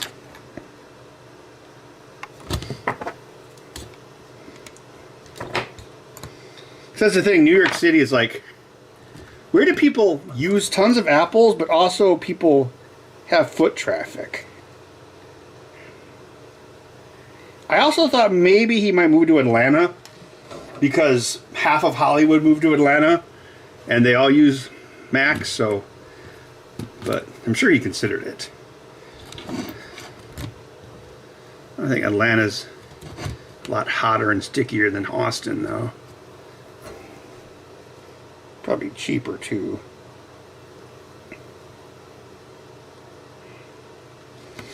Austin was super expensive before it was cool. Well, I suppose if you're from New York, you think everything's a bargain, but it's an expensive place. Makes Madison look like Flint, Michigan. Oh wait, that's not politically correct. It makes Madison look like Gary, Indiana. There we go. Yeah.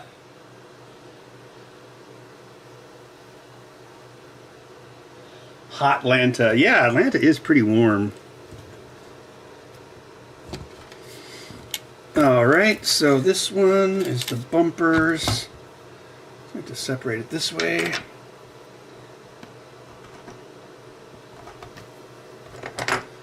Hey everybody.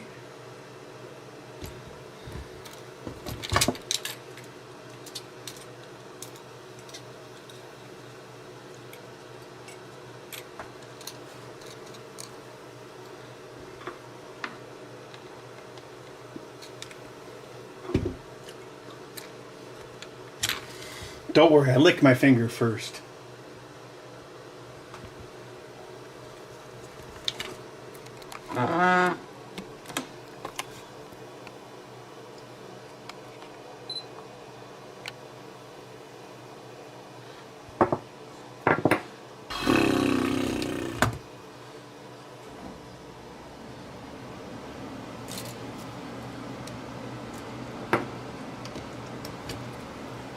We weren't worried.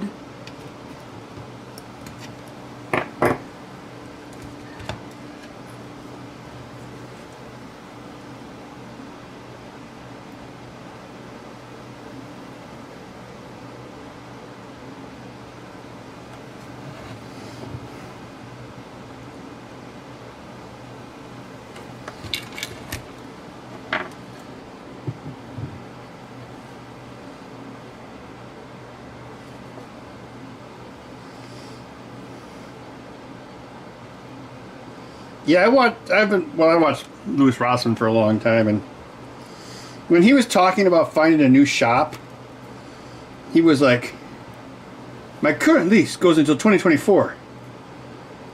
And remember, this is before COVID. And I was thinking, why don't you just wait? I don't know. I'm sure he thinks he made a mistake too, but if he moved like long before his lease was up. And I know he like hated his landlord, but because the thing is, if COVID wouldn't have happened, there probably would have been a normal recession, and then maybe it would have been a more favorable time to move his shop. But then that didn't happen.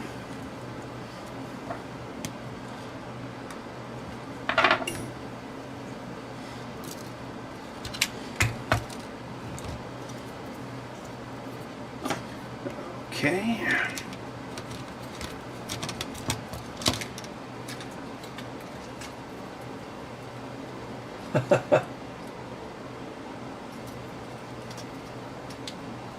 Yeah, it did kind of seem like New York really didn't start getting on his nerves until he was like, I'm going to open a new location, and then all this problems, like, he's like, oh, here's a whole bunch of new problems.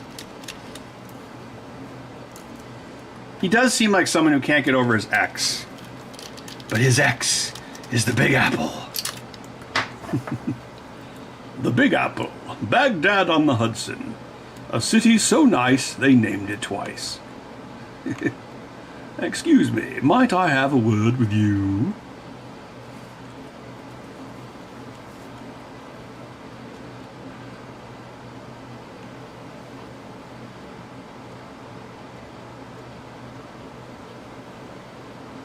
We want what everyone wants. Civilization. Take a look at this chap here. Now, was that civilized? No, clearly not.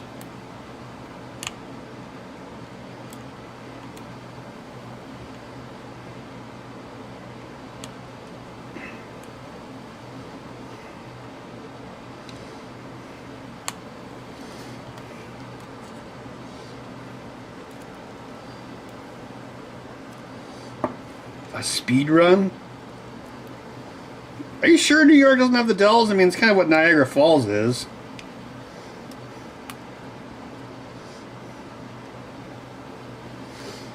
Although Niagara Falls is one of those places where it's like, it vacillates between nice resort area and then like, just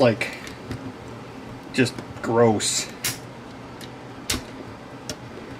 See also Atlantic City. See also Vegas.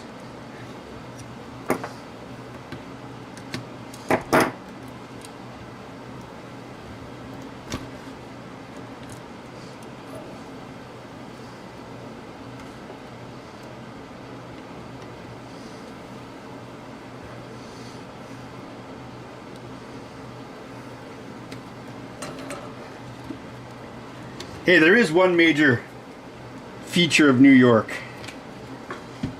I've often wondered if Louis Rossman misses it. It's like the single lady capital of the world, or at least America.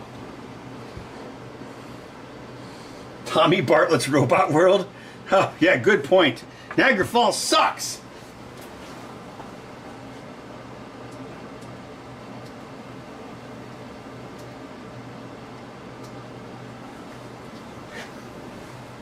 Bud Cam.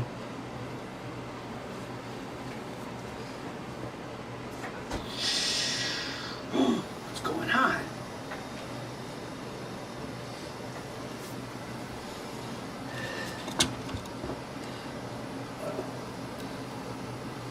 Oh yeah, I had that idea for the charity stream this year, like try to build a single-handed controller single-handedly for charity. You know, for kids.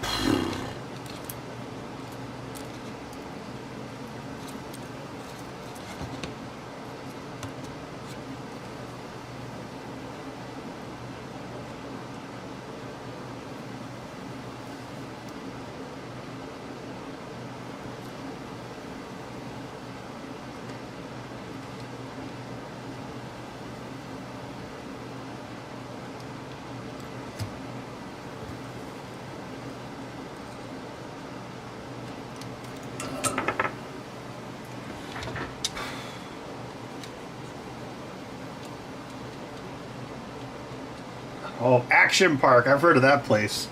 I think there's a documentary on Netflix about that.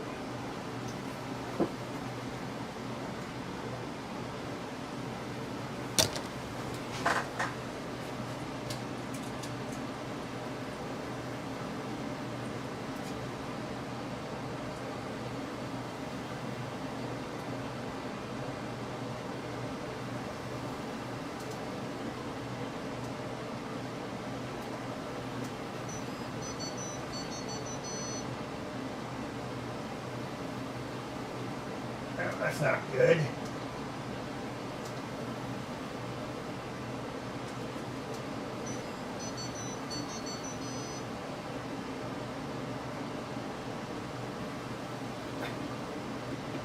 Come on. Why are you going backwards, you piece of crap? I'll teach you to disobey me.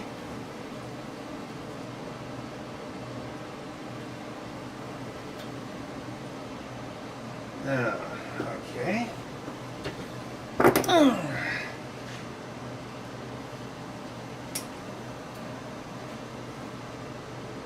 Bud, are you the best cat ever?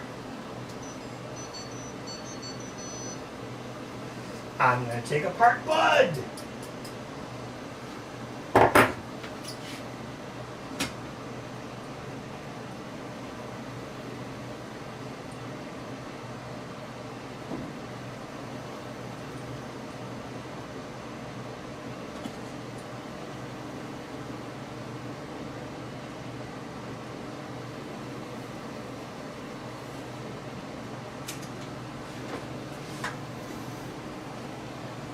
Oh, come on, extrude, you old beast.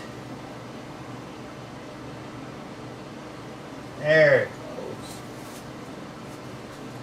goes. I promise, I will never die. You said you'd never die.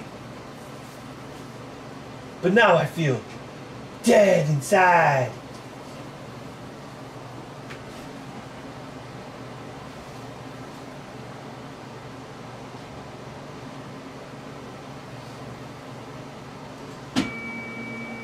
What was that?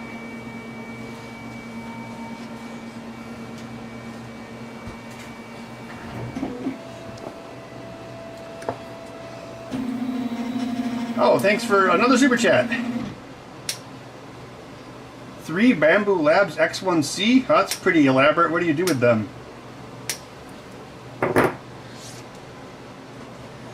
Ugh. Holy crap, 15,000 hours? What are you doing with them? Okay, so this one goes this way.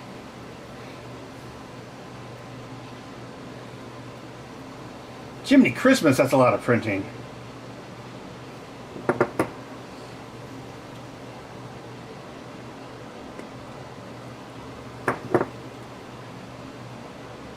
Are you guys talking about Dave Murray's arcade?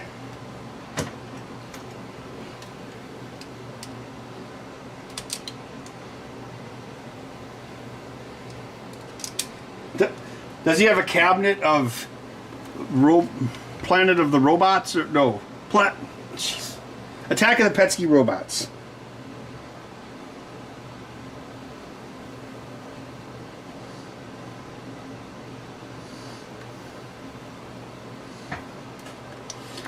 Planet of the Robot Apes. I hate all apes, oh can't you see? From chimpanzee to chimpanzee.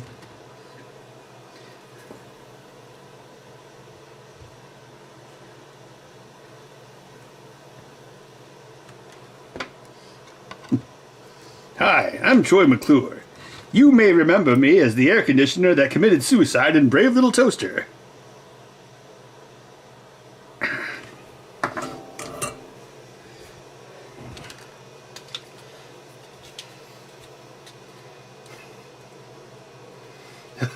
Man versus Nature, the road to victory.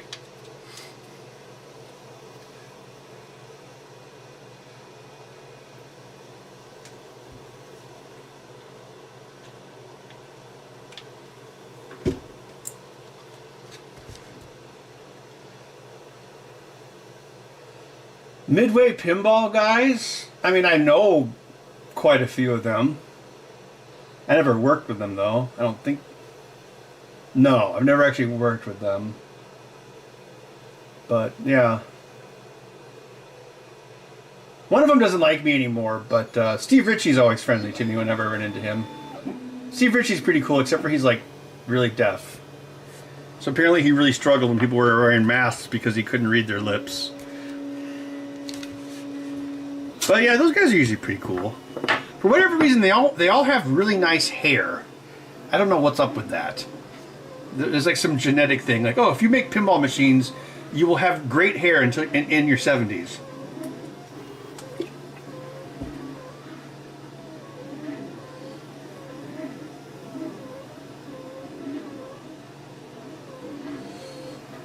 Yeah,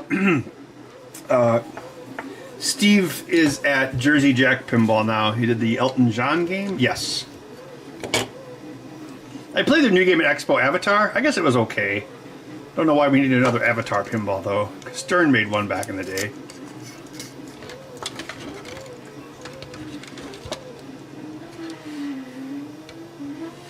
Oh, yeah, I was talking to Jeremy Packer, Stern's artist. I haven't talked to him in like probably like 6 years.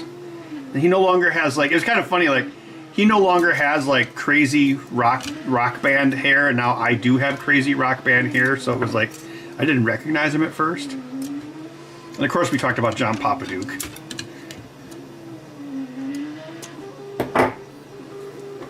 I was disappointed Joe Balser was there last week, but I missed him. Joe Balser's always like really fun to hang out with. He did Simpsons Pinball Party, Wizard of Oz, Mary Shelley's Frankenstein. He was a Data East guy, so of course then that turned into Stern.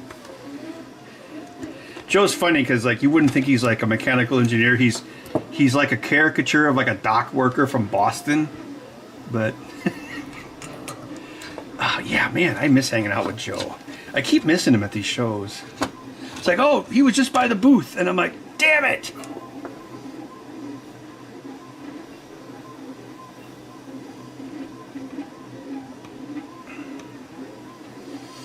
Because the way Joe tells stories is so great. Because it's always like, yeah, then this thing happened, and then let me tell you, this other thing happened.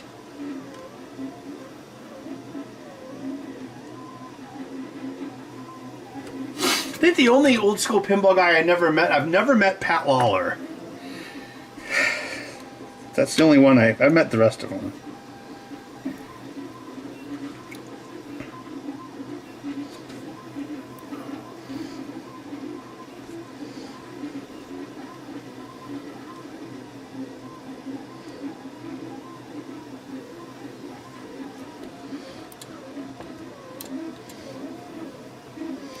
That one guy, shoot, I can't remember his name. The guy who did like Rampage and Xenophobe. He comes to every MGC now. He's a pretty cool guy.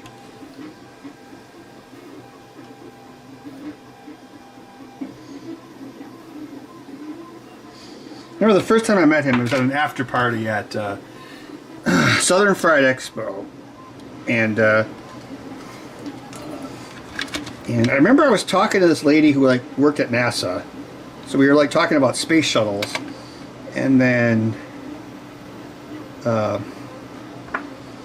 he was there too.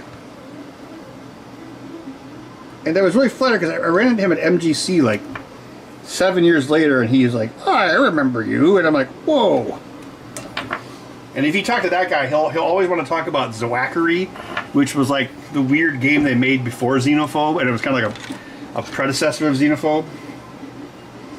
Or maybe you could say Xenophobe was like the much easier to understand successor to it. Man, Kyle, that's pretty much all pinball is now. It's so expensive. I think more than 50% of games go into people's homes because the prices have gone so high. They're not. I mean, operators still buy them, but they've gotten so expensive that it's. Yeah. All right, testing this. Right, left, up, down, up, button, button.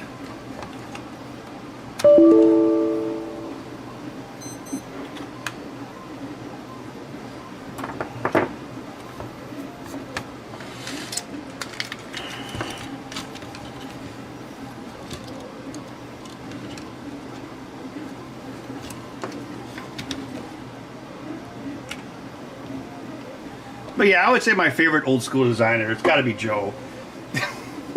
He's also really fun to drink with. Networking, yeah. And Steve Ritchie likes to smoke cigars, so you know you can always hang out with him and smoke a cigar at the shows. Steve's brother's cool too, Mark Ritchie. He did the well, most recently he did the Pulp Fiction game at Chicago Gaming Company.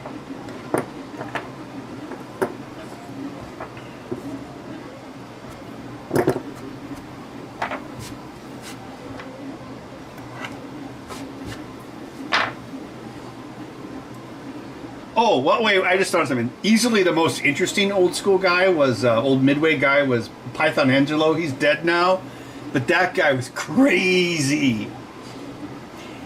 He was from, like, Romania or something, but he would be like, I am from the same place Dracula was from.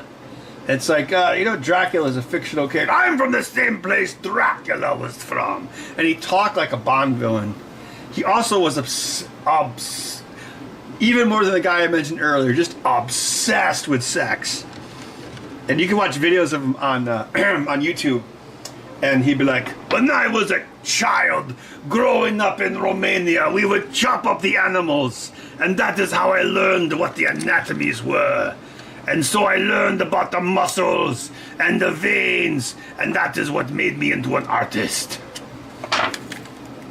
That guy was fascinating. And now he's dead.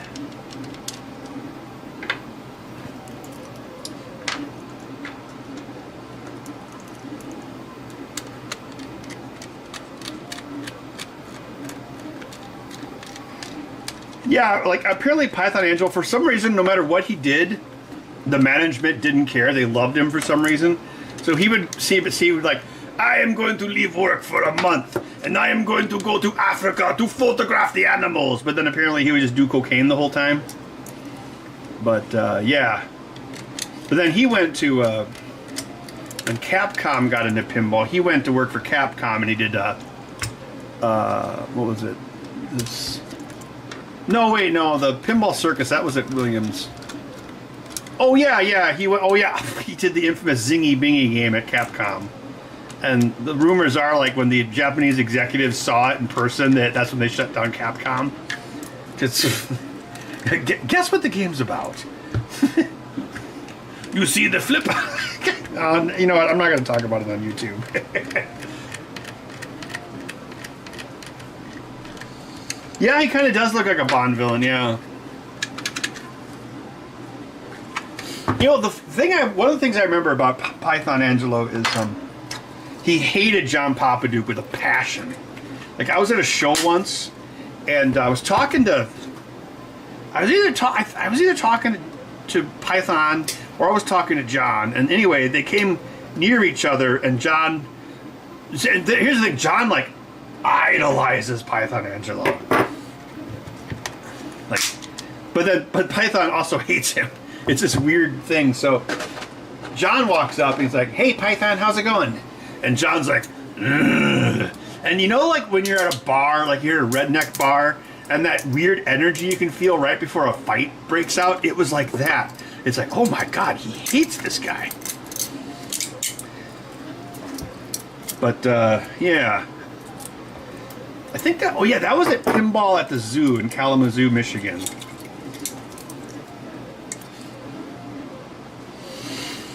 And I think that was the first time I ever met Python Angelo, and I was talking to him about cocktail pinball machines. You know, like the ones where they're like kind of like sit down games. Well, like they're like cocktail arcade machines, except for they're little pinball machines. And so he was telling me, he's like, you know what is great about pinball? when you hold the flipper buttons, it's like the hips of a woman. Again, legit, this dude was just obsessed with sex. It was like a caricature from like some sort of like Seth Rogen movie or something. Fascinating dude though. Wish I could have.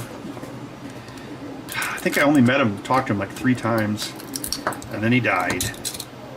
Well, one of the times we visited him, Spooky was gonna build Pinball Circus at one point. This was probably like 2015 or 2016. And I think, yeah, so we drove, he was in the hospital. And we went to the hospital. I think it was in Chicago. Because Charlie,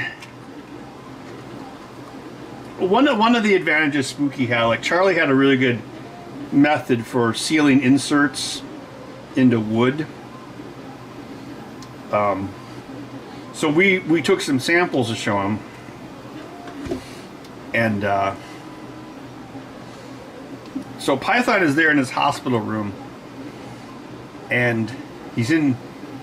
I mean, this is he hadn't died yet, but stuff was going on. So there's a bunch of us, and we're visiting him there, and Charlie like sheepishly hands him one of the whitewood, which is a pinball playfield that has all the inserts but doesn't have the art, so it's like, well, it's not white, it's wood, but it has a clear coat. And he's like, I got the sample for you, Python. And Python's like sitting in like almost literally his deathbed, and he's got one of those robes so like his ass is hanging out, and he picks up the playfield wood, and he like goes, he starts sniffing it like a creature. And then he says, ha ha ha, better than pussy. And we're all like, Jesus Christ. Like, that dude was a freaking animal. So then I asked him about his YouTube video with the goat carcass. And so he was telling us all about that. And then one of the other guys there was like, Python, do you want us to bring you some goat meat? Because Python loved to cook. And Python was like, goat meat? Bring me a goat. Yeah. Well, the other story I remember with Python is I was at another convention.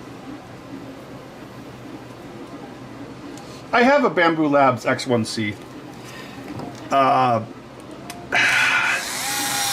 He had these signs, like these road signs with custom art. I have it in the other room by my pinball programming area. You know, kind of like pedestrian crossing kind of stuff, but it was like people, well, there's 2 of them. There was one where the 2 people were working on a pinball machine, like above it and below it, like it was a car. The other one was 2 people having fun on a pinball machine. And I was like, hey, Python, could I'll buy one of your signs. And he's like, haha, which one? And I'm like, well, I don't think I can hang that one up in my shop, so I'll get the other one. And then he's like, haha, you are afraid of your wife. And I'm like, no, I'm not married. I just, it's going to go in my shop, people will see it. So, yeah, he was funny. And that is exactly how he talked. It is not an exaggeration.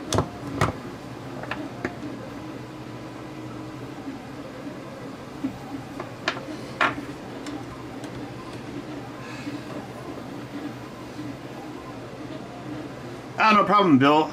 Yeah, I've had more of these controller orders come in lately, and I was just for whatever reason doing them on Monday evenings because I've been working on pinball full time or more than full time lately, so this is like my extra time to do this. So yeah, so I figured, well, maybe I could make a thing of it, because the number one thing YouTube loves is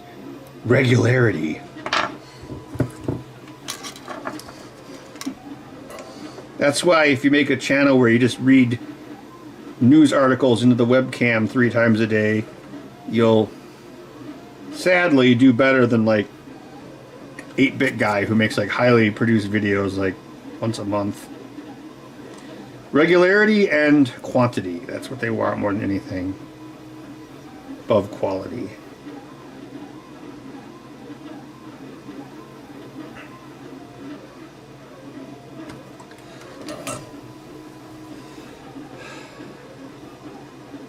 Well, I'm glad you like my stories, Roger. I have a million of them.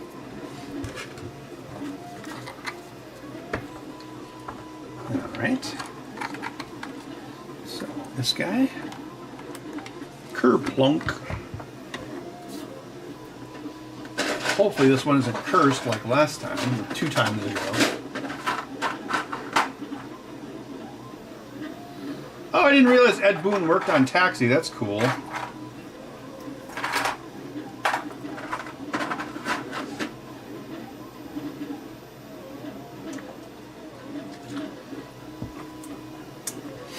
Yeah, I don't know if Python actually designed Taxi or if he was just the artist. He did design Pinbot. That was like his major hit. And then Bride of Pinbot. Although I don't think that one did as well.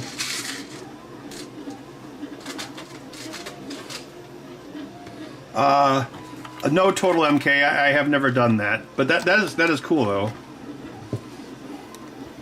There was Kadash in the roller rink of my hometown where if you kicked the coin door a certain way, you could get an extra credit. Does that count?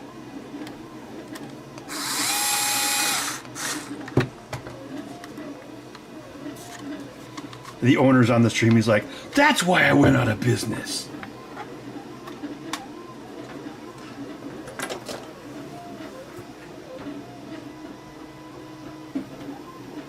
Oh yeah, Haunted House is cool. Alright, now I gotta adjust the pots.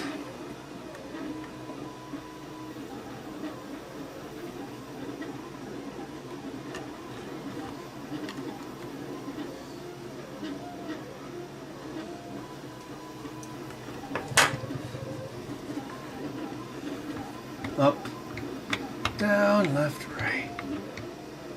Yeah. That range isn't quite what I want. I'm gonna have to use one of the wider openings. I have 2 versions of this cap. One of them has a wider opening if the extremities don't look good enough. Oh, I should probably have been checking on the 3D printer to make sure it's printing okay. It is. Okay, great.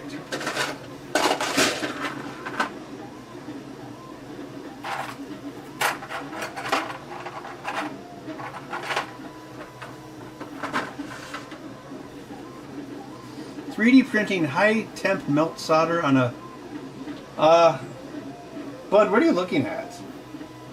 Is there a ghost over there?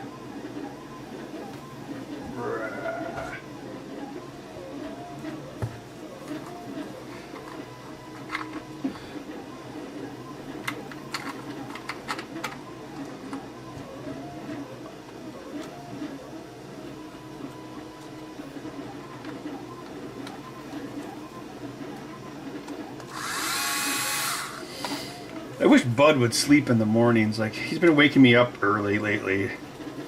And then he'll whine most of the morning. But then, like, around after lunch, he's got a bed under the new pinball machine I'm working on. So he'll just sit in that the entire afternoon, just like loafing around. In the evening, too, so. Why couldn't he be sleepy? See, I'd be more okay if he was running around now than, like, whining in the morning.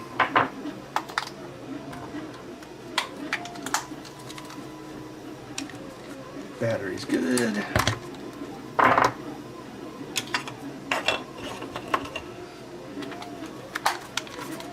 Oh, the last piece.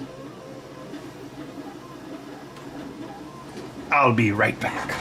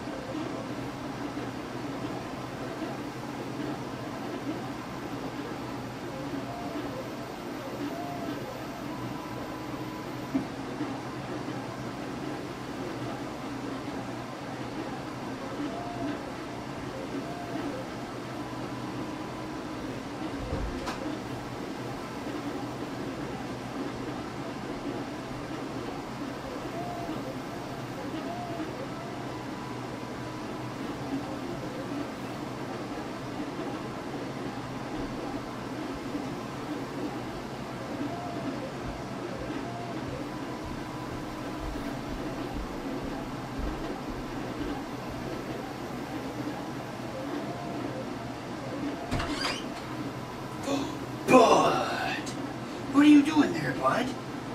Are you an orange cat? Are orange cats the best? Well, I don't know about that. He had treats earlier. Oh, nice cat.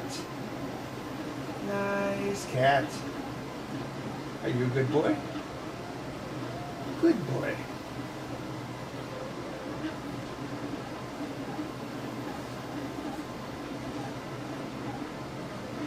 Has your fur almost grown back on your paws? Let's check.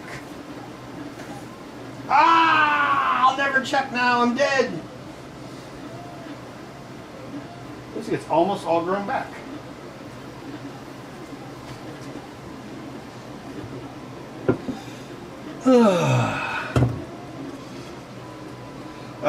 Goose Island had some leftover.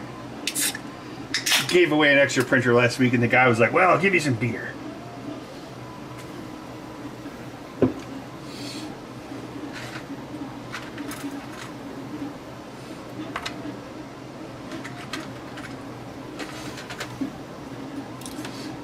What's in the can? Gwyneth Paltrow's head.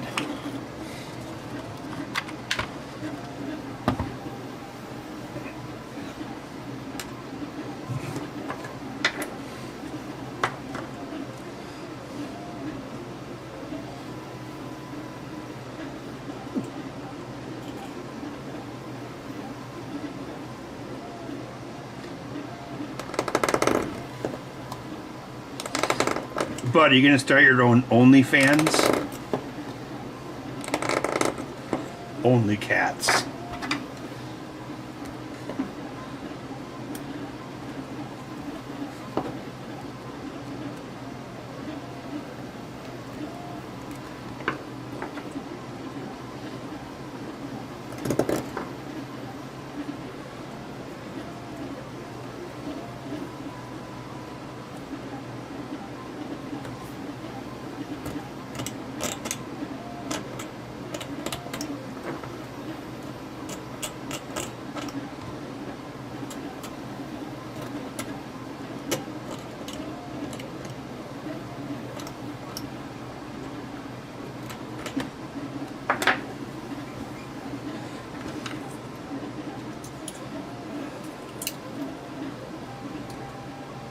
Bud's revenge.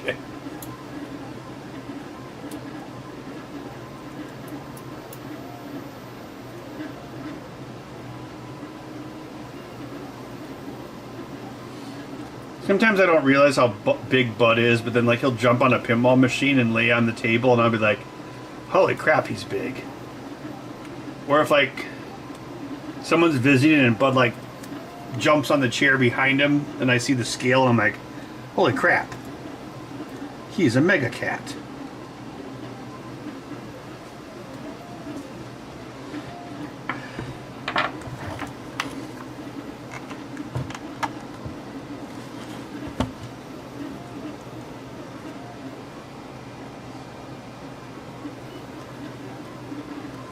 Yeah, you like the Bud cam? I set it up special.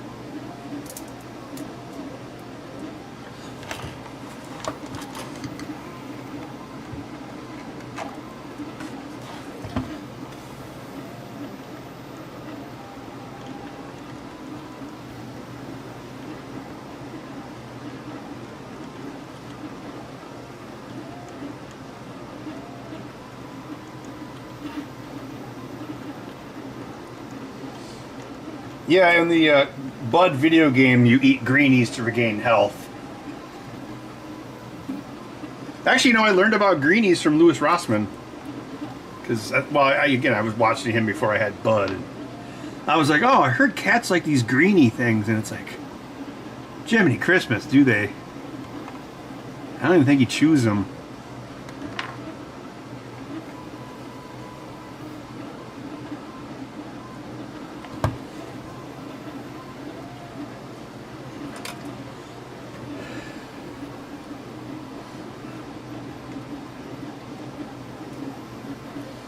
See, I never put a ton of glue on this because A, it'll leak out, B, it could get into the switches, and C, well, earlier when you saw me take it apart.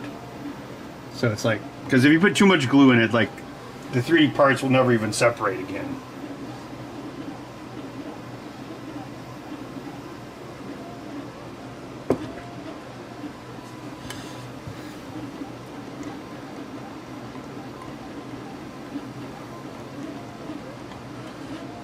I do have a part coming this week from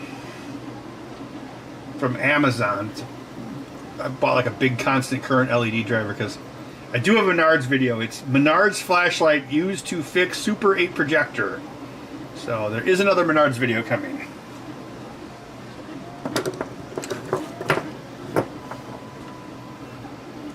I was just there yesterday. That's where I bought my Halloween candy and holy crap, inflation Batman. Him chonk for greenies.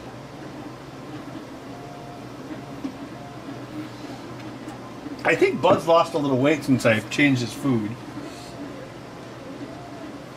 Nice cat. Nice cat. Orange cat. Orange cat. Look at your jelly rolls.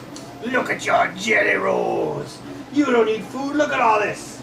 You can survive for 100 years. Big fat blob cat. Look at this. Now eat your own fur.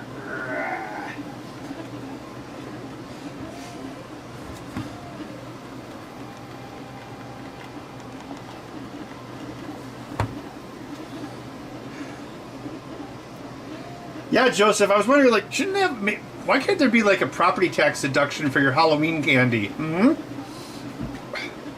Vote heck. Oh, family of 5? Ugh, sorry to hear that.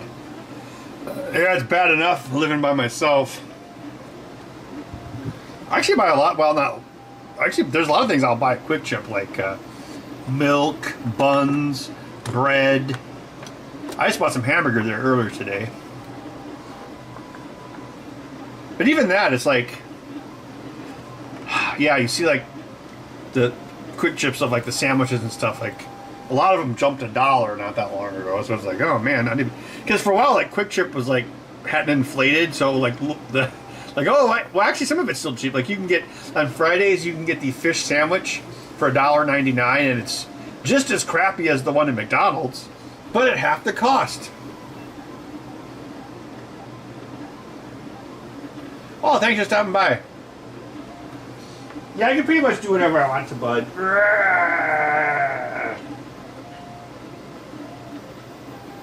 Look at your jelly rolls. Look at your jelly rolls. Yeah, most of his fur is growing back. Eat a finger.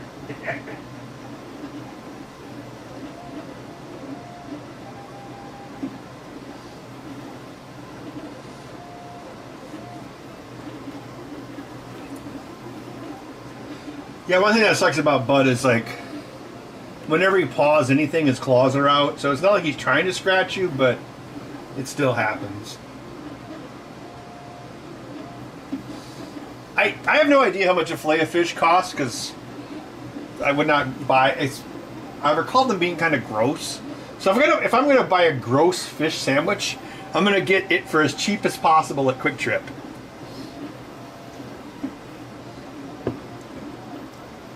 So the life hack, when you become like, well, I guess I'll have to do it when I turn 50, is you go to Quick Trip and you get you buy like a sandwich or whatever, but then you can go over to the Fixins bar and then you can put a bunch of crap on it for free. So you get like the tartar sauce packet and pickles and tomatoes and onions. It's like a whole little thing. And then you can put that on like a hot dog as well. And every once in a blue moon they have like what's it called? Egg rolls.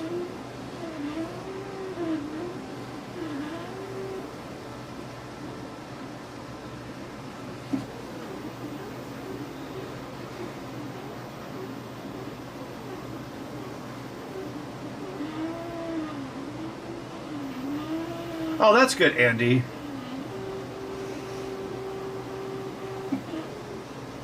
Probably don't have to worry about your food going bad with a big family like that, so you can buy a lot of it at least. That's one good thing, I guess. I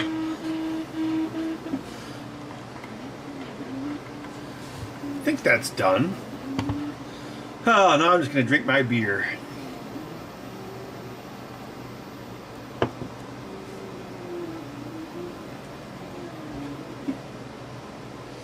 You have a Long John Silver's? Wow, that's weird. I haven't seen one of those in ages.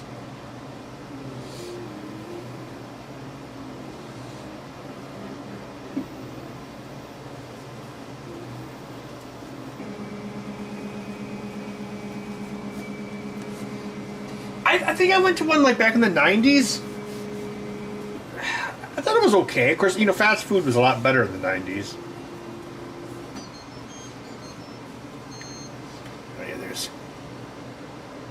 Bud damage, TM.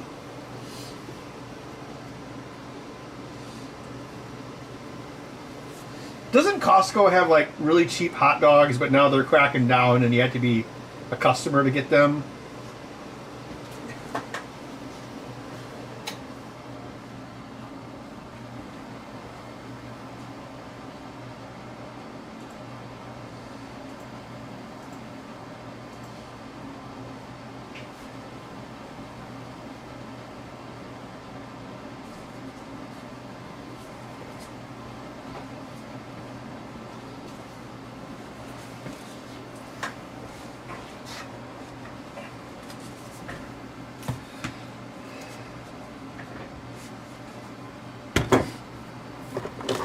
Like, I don't think I'm remembering it wrong. Well, I mean, I think a big part of it is, like, it's just as the prices go up and as the cost of labor goes up, which is one of the major drivers, I think they just let stuff sit on the warming tray longer than they used to. Because, like, if you get, like, fresh McDonald's fries, if you win the fry lottery, so to speak, they're still excellent.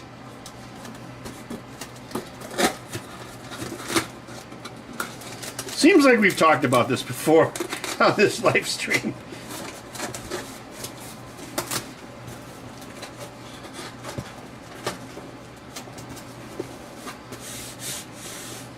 The review bra? Doesn't he live in... He's down in Florida, isn't he? Remember he was talking about a hurricane on one of his last videos. I was one of that guy, he sits there and he talks about the food for like 30 minutes. It's like, geez, just eat it already before it gets cold.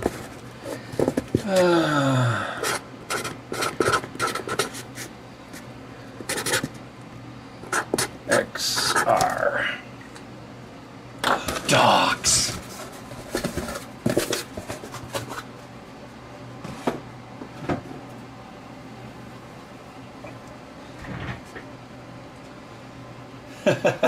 Talk about food a lot, yeah. Yeah, I've heard that too, sir. I don't know if that's like an urban legend or what. But salt's the best part.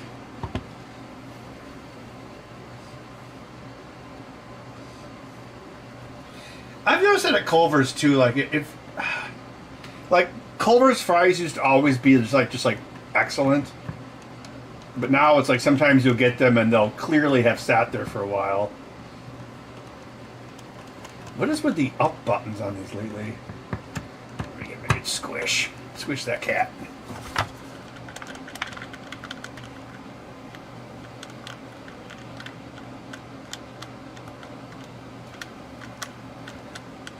Food review running on empty by review bra. It's like, what is his actual name? His channel has like 3 different names whenever he does a video. Did he just do one on KFC? It's like, remember KFC was going downhill before COVID? It's got to be absolutely trash by now.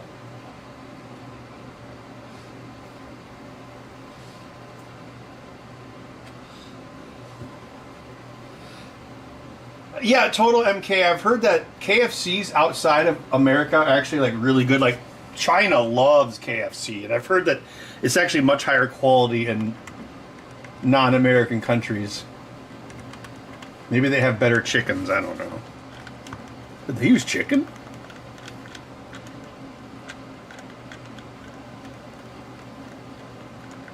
Oh, chili, nice.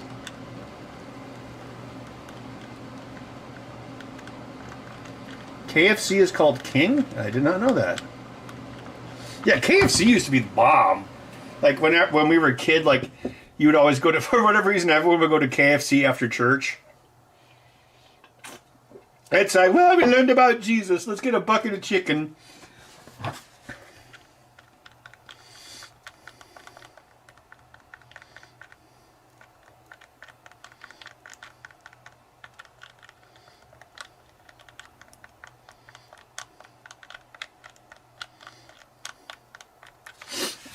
You know, Quick Trip started selling fried chicken, I don't know, 3 or 4 years ago, and it's pretty decent. I don't get it that often, but I might get it like once every 2 months or so.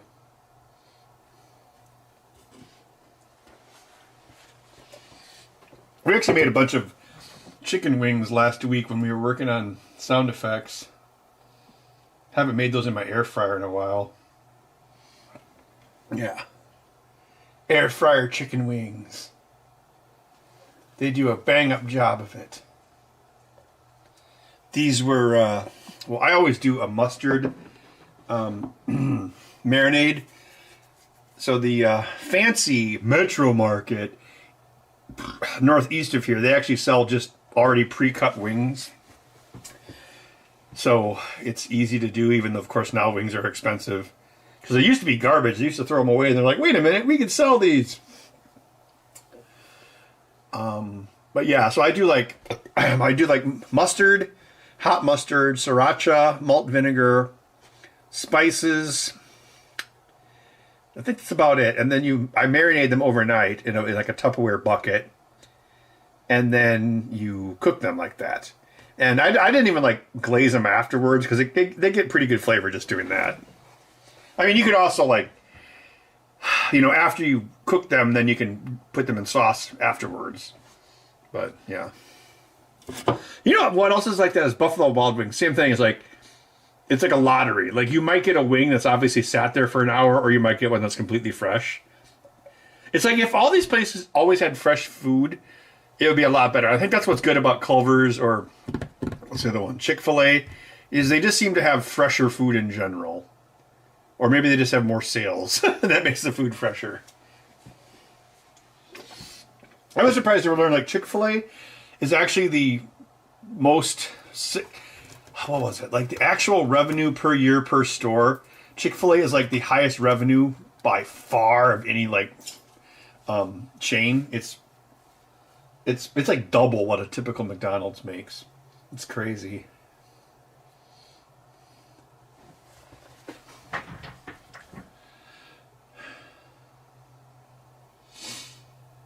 Yeah, Popeyes is pretty good. They had where I used to live, my old apartment, there was an Arby's, and it closed during the pandemic, and then it turned into a Popeyes, and I think I went there like once. It was pretty good, but again, the prices are kind of crazy now. Alton Brown. Yes, and we can talk about church chicken too. Yeah, Chick-fil-A is okay. It's like when I describe Culver's to people, I tell them it's Chick-fil-A but with a wider menu, and it's open on Sundays.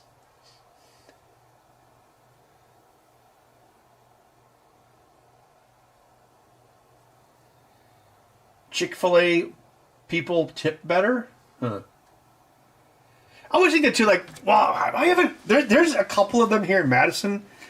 And like I said, I'm not like a, well, the thing is, like, it's cool to go to a Chick-fil-A when it's in the South, because you're like, oh, I've never been to one of these before. Same thing, like, if In-N-Out Burger came to Madison, it wouldn't be special anymore.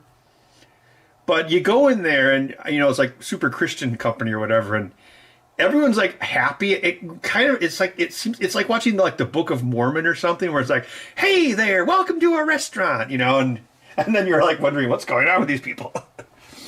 I don't know. I don't know. Everyone's like overly friendly there. Maybe that's half the battle.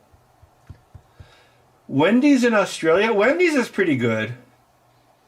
There's one really close to me, but again, yeah, it went up in price like 50%. So I liked their chicken sandwich, or their spicy chicken was pretty good. I would say actually Wendy's, at least around here, Wendy's food quality is much higher than McDonald's. Like, if you go there, you will get a fresh burger and fresh fries. And their shakes are actually pretty cheap, even now.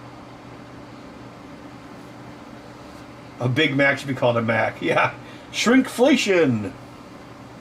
Yes, if there's any more shrinkflation in American fast food, our portions will be the size of Europe. Ha ha ha ha ha.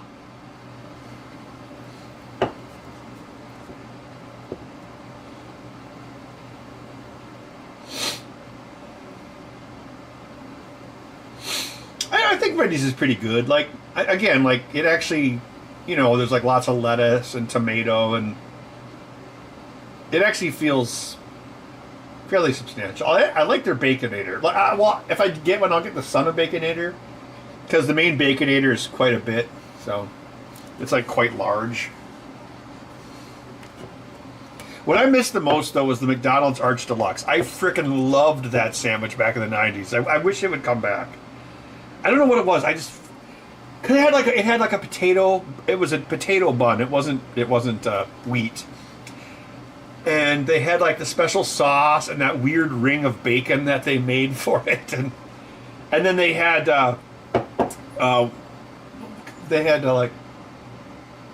like kale lettuce or something. It wasn't standard lettuce. Because the Arch Deluxe was meant to actually appeal to adults. Like, McDonald's was like, we need more adult customers. We need adults without kids to come in here. And I guess it worked for me. Well, I was like 20, so I wasn't that old.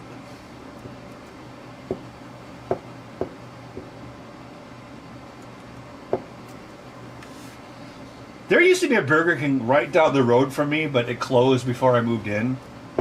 I really like how the Whoppers taste, even though I'm sure it's some sort of fake grill flavor they put, but Burger King is like really expensive. It's like worse than Wendy's if I had to, yeah.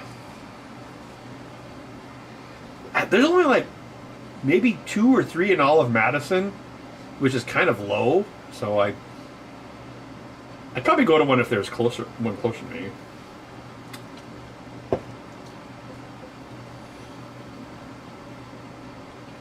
Arch Deluxe didn't appeal to adults.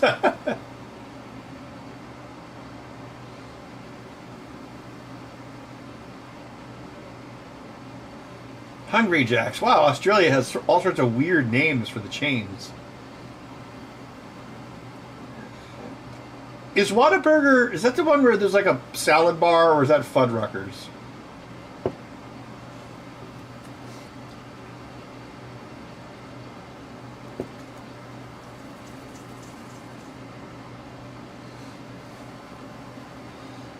You're welcome, Gun Jitsu.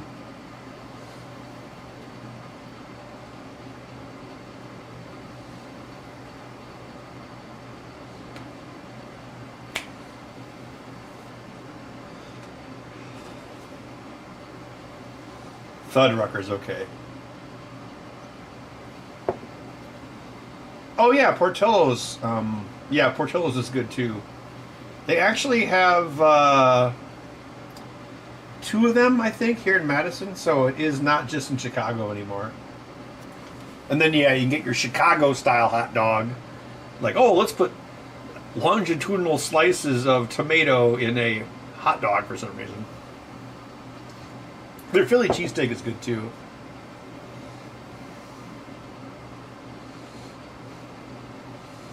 Yeah, Idiocracy, that's right. Oh, in Dallas even. Wow, that's neat. Look, you can see Bud Beans. Bean Cam. Are you talking about me?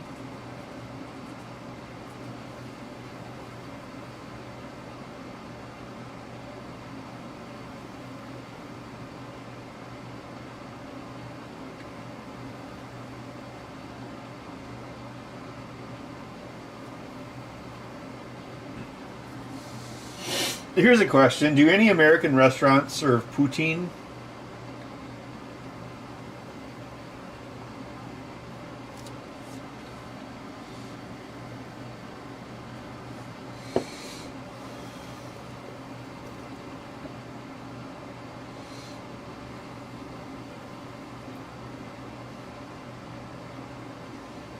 You couldn't find a deep dish pizza? Oh, what about Detroit pizza? That's pretty good. Oh, were we doing a stream like a month ago or whenever it was? Because I guess I've done this a couple times now, and we were talking about Rocky Rococo's, and I think like the day or two after I actually went to one, and I hadn't been there in like years and years. But there's one like not even 2 miles from me, and it was actually pretty decent, and it was like a slice of pizza, 4 breadsticks, marinara, and a soda, and it was like $9.99. I was like, oh my gosh, this isn't a horrible deal.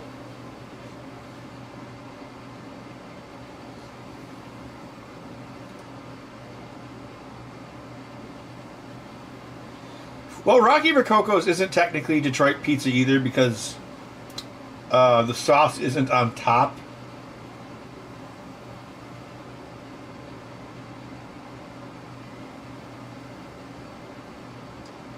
Does Tim Hortons have poutine?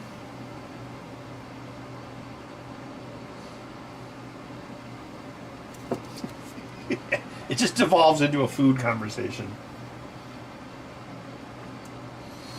Or evolves.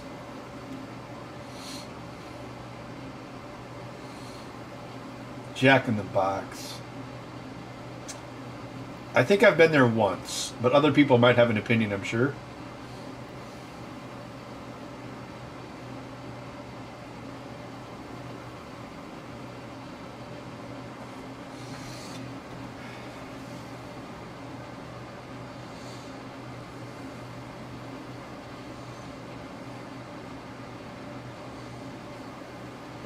Oh no, I don't mind talking about food, Andy. It's fine by me. I think discussing like colloquial food across the country or the world is interesting. It's part of our culture, or it shows the differences in our culture, like the rich cultural landscape.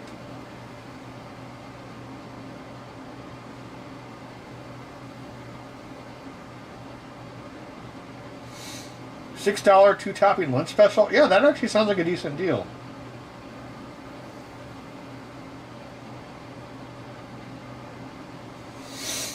Yeah, Pizza Hut used to be like a really big thing back in the 80s.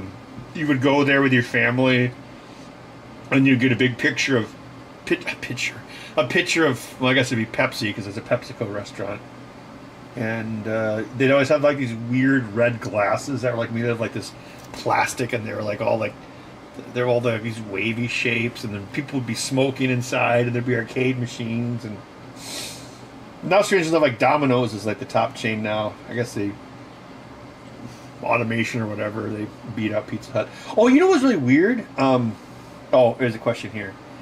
I was going to ask you for your chat. 3D printer for older son.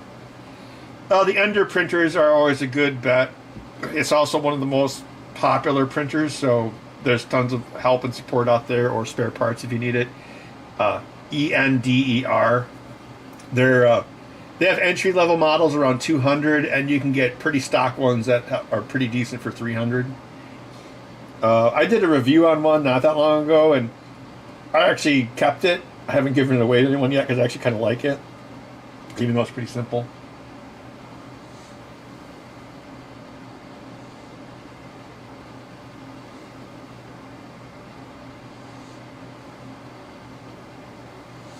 Oh yeah, I was going to say... There's this Pizza Hut I used to go to a lot on the west side of Madison on Mineral Point Road. And when I had to take Bud to the hospital, the only hospital that had room that day was that one. So I had to drive across town to take him to the ER. And they'd torn down the Pizza Hut, and then they built like this multi-unit building. And so it was, but then they still had a Pizza Hut. So they rebuilt a new Pizza Hut where the old Pizza Hut was, and it's connected in the same building right next to the clinic where Bud went. So that was very weird, because it's like, wow, I've been to this Pizza Hut many, many times. It's gone, but it's still here, and now it's connected to an animal clinic. It was like being in a weird dream.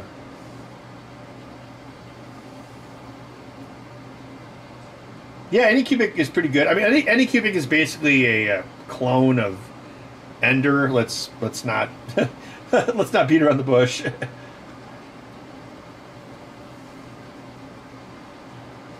Well, the reason why Pizza Hut smelled like cigarettes after they were not allowed is because they were allowed for so many decades, and the smell never went away. Ben Heck Show 3D printer is still in use. Yeah, I was using the MakerBot just about an hour ago to print some TPU. So I still use the MakerBot to print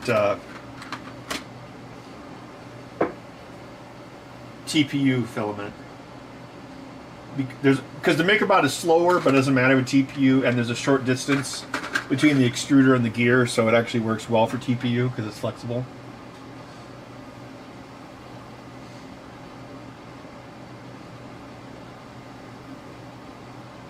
And I still have the Maker gear printer, although I want to like replace its electronics.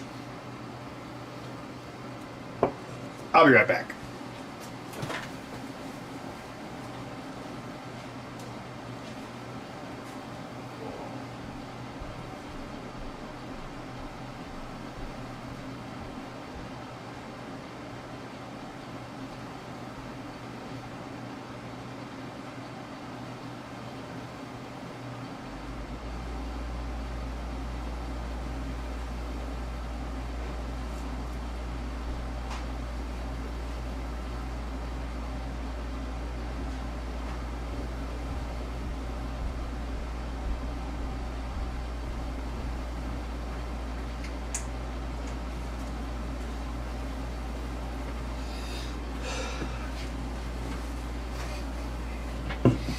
I actually worked at a Pizza Hut once when I was like 19 or 20. The amount of grease they put into their dipping sauce is unreal.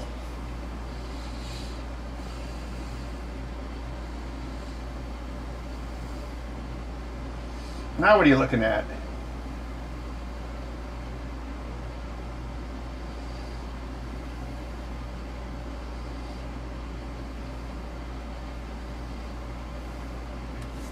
Oh, the red plastic cups came back? That's cool. 10% sales tax? Where is it? Texas?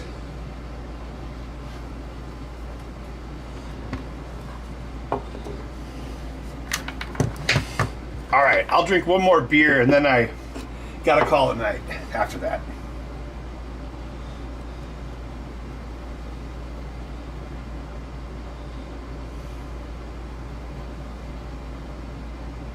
Edible oil product. Did you know that Cool Whip, Pop Rocks, and Tang were all invented by the same person? Same thing. It's like, yes, Cool Whip is a edible oil product. What time is it for me? It is 10:52 p.m. What about Blatz? It's all right. It's better than Hams.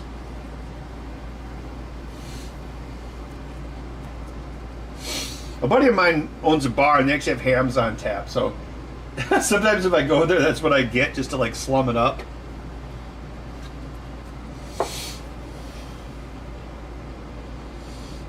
Yeah, I still have the Flash Forgery. I still use it a fair amount. Yeah. Yeah, I have the, so I got the MakerBot, the Flash Forgery, the Maker Gear, X1C, I have a Anycubic Max, and then I have a Ender 3 V3 CE, which is like a stupid Microsoft kind of name. And I think that's it. So I think I only have like 6 or 7 right now, and that's all you really need.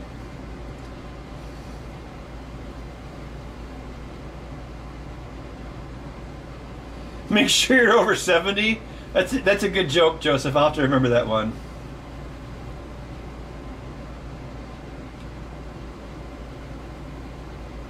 You know, Eric, I was just talking to a guy about that on Saturday. He had when he lived in Minneapolis, his whole basement was decked out with Ham's apparel everywhere, like every wall. And I think he had 2 of those signs. And those signs are actually worth big money because they're very old. They're from the 50s. He said he actually sold it when he moved, so he was kind of sad about it. I think Miller has one, I think, as well for High Life, if I am not mistaken.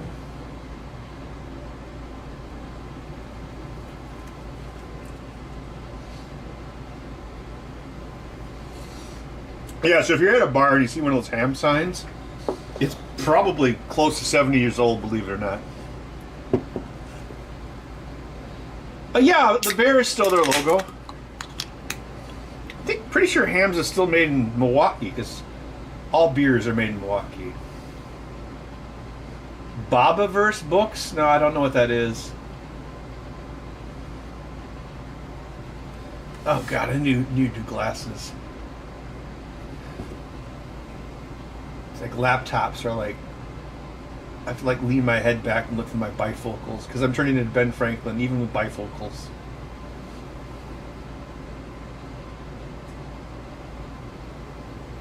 Bud, are you motionless?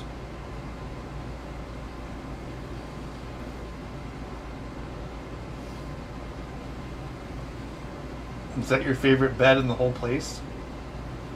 A bed of garbage, just like Newt.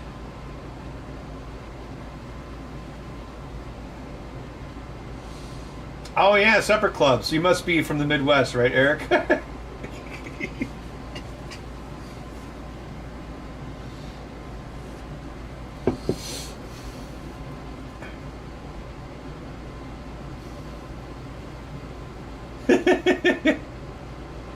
He's meditating. Con? Yeah. Although you technically spelled it wrong.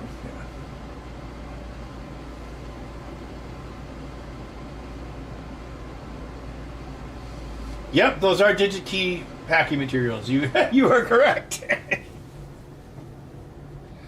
Digicat.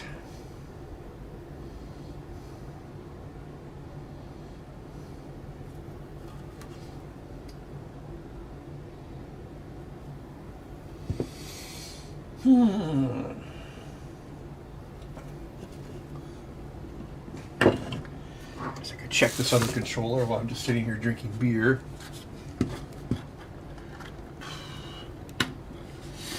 I gotta get back to work in the morning and more pinball coding.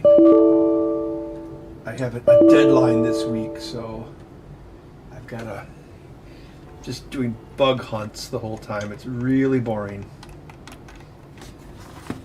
It's a bug hunt, man.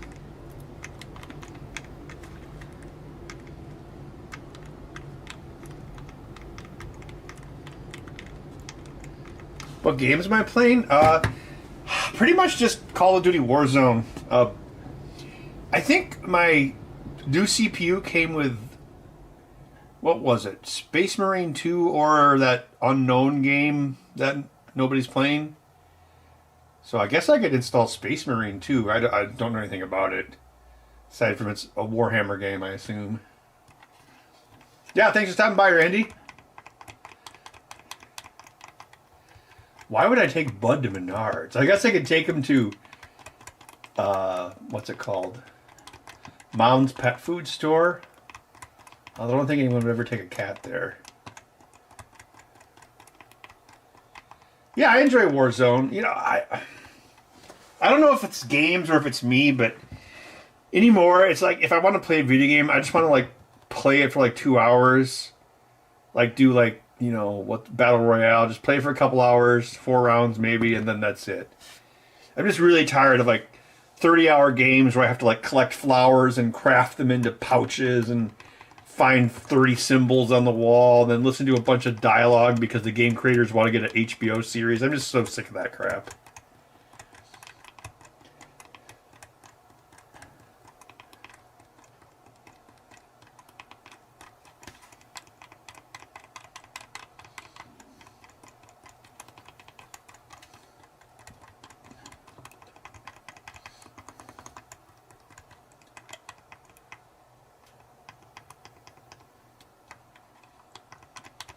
Yeah, I don't blame you, Texas, sir. That, you know, I bought Elden Ring because it was all the rage, and I got like a ways into it. I'm like, I am never gonna be able to beat this game, so I gave up. Which is weird because usually I play games all the way through.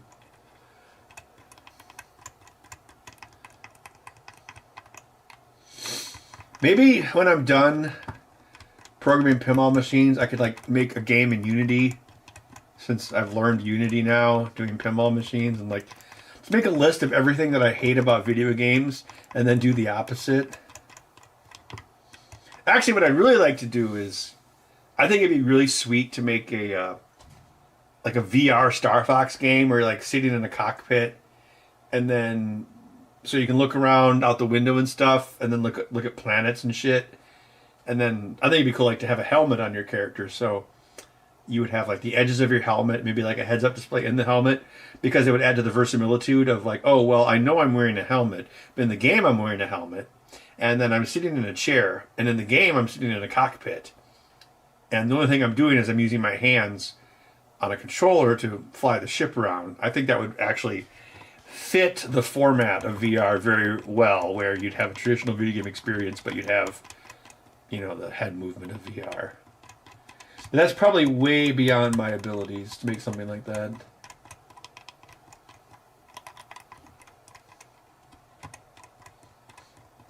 Yeah, LJ, you can make builds that are really powerful or cheesy or whatever you want to call them. Or I think you can respec, I think is what they call it. I was probably, because I had never played a Soulsborne game before, so I probably have my spec way off.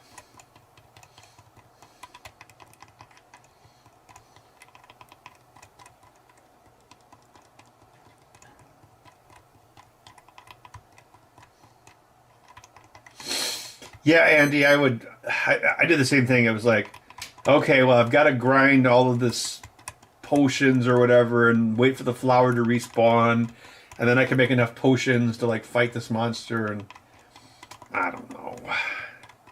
Like I said, I'm kind of, nowadays I'm more into just like bite-sized gaming. I mean, I have been thinking like, I would like to like, I think the last other game I bought was probably that new RoboCop game, and I never beat the final boss. Like the bosses on that game weren't scaled very well. The boss fights were like way more difficult than the rest of the game.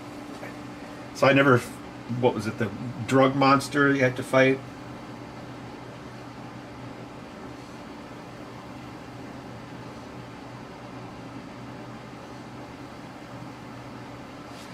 Yeah, like so many games are Souls-likes now. They should start calling games non-Souls-like. That would be the exception now.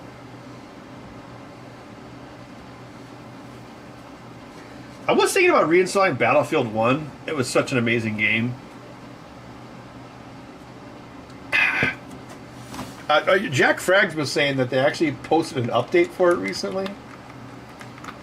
That game was superlative. The immersion was amazing.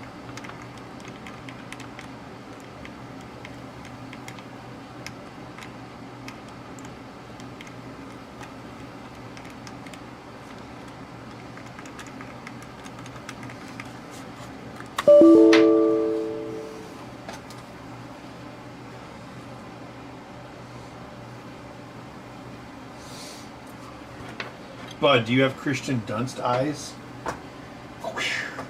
Get back to work. Get back to work. What is that?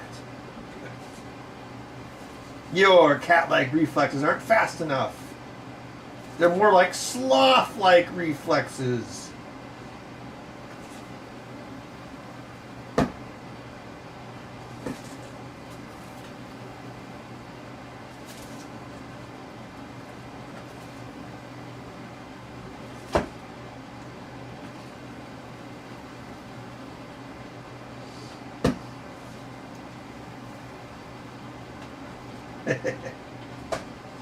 Alright, playtime's over.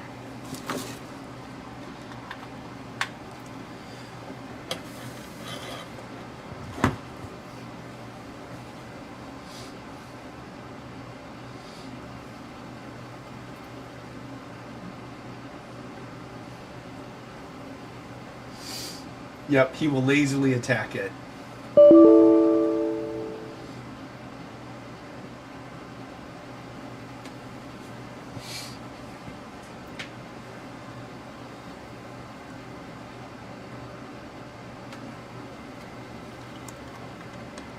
Oh, he plays fetch? That's cool.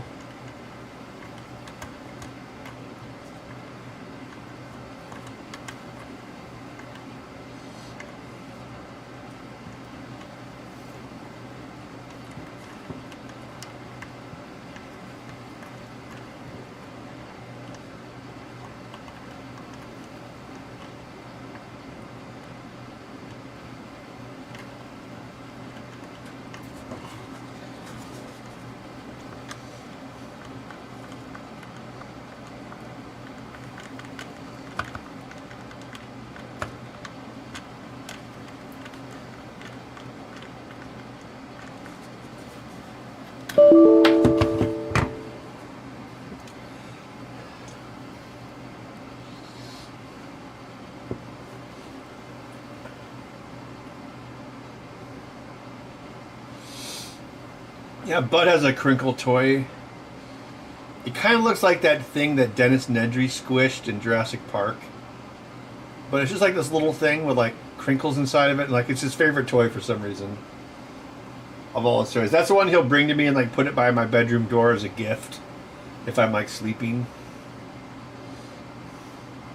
Bud, you should learn how to fetch. Then you'd be useful. You're useless.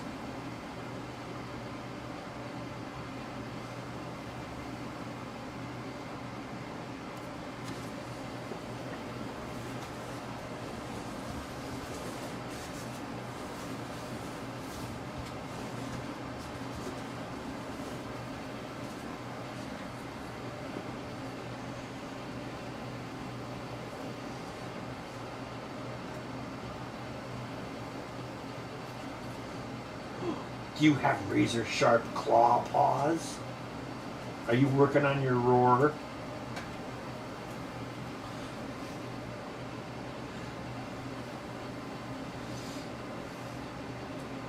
AI chats? Yeah, I use ChatGTP. It's great for programming help. And I use GitHub Copilot in Visual Studio. I use it all the time, every damn day. It vacillates between IntelliSense on steroids and it can read my mind. It's like I'll like tab over and go a few steps down and it's like, oh, you want to sort a list, don't you? I'm like, oh, how did you know?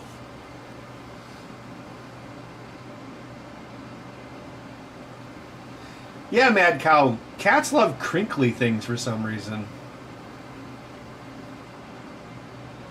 Yeah, I would say Copilot is definitely worth $10 a month because, you know, actually one thing I really like about it, it's great for auto-generating comments, and it knows all the inside jokes and like movie references. So if you want to like put in cheeky comments, it knows.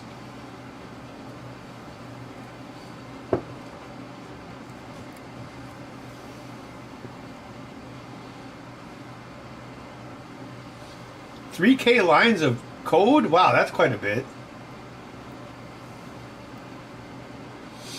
Yeah, Andy, I've actually been using ChatGPT to learn Python. Because I've been slowly forcing myself to learn Python. And I'm making a Python calculator watch.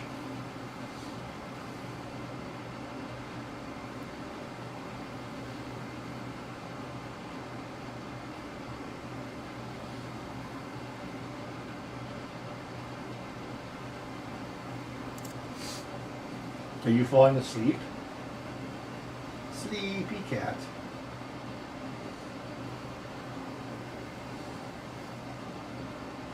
Are you better than any of Louis Rossman's cats?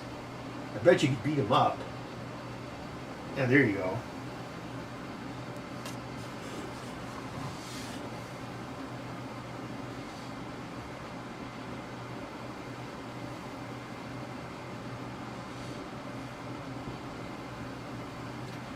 Books that became games? Well, yeah, I played Hitchhiker's Guide to the Galaxy, as you mentioned. Books that became games, is that... I can't think if there's any other examples.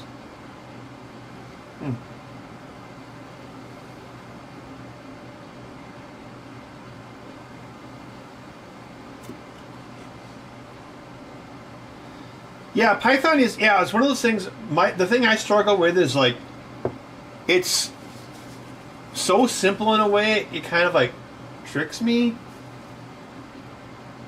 The other thing I really struggle with is the fact that you don't have to define any variable types or whatever they call it. What do they call it? Do they call it fields in Python? I can't remember.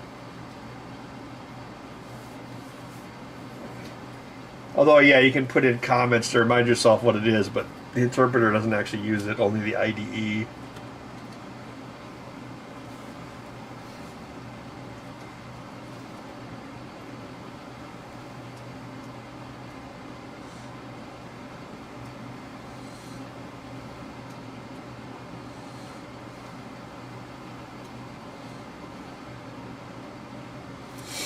Yeah, Andy, I was working on my Python watch, and I was like, oh, okay, I want to separate out this I2C driver from the display driver, so I would just have another object that would be the I2C driver, and yeah, separating it out was pretty easy to do. I mean, yeah, I would say it's definitely easier than C, but it's like you have to like unthink things. That's my problem, because I spent all day doing C#.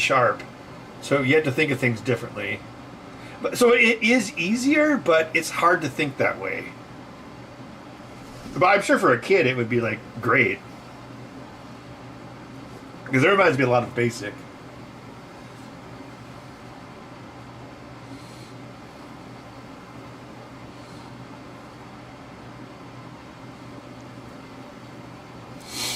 $2,000 lines? So there's a limit? I didn't know that.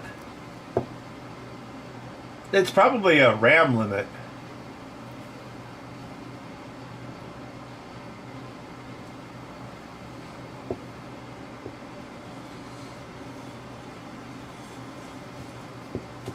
Well, yeah, Joe, that's true, but I think Hitchhikers was like a direct...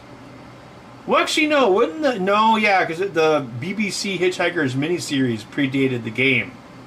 If you want to get really into the weeds.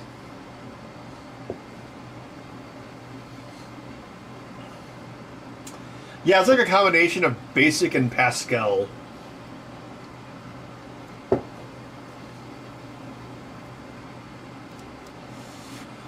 Bytecode overflow error, so you probably overran the buffer. Because I assume it's all tokenized like BASIC. There's another thing I struggle with. It's like the errors don't pop up until runtime, and it's like, oh darn it.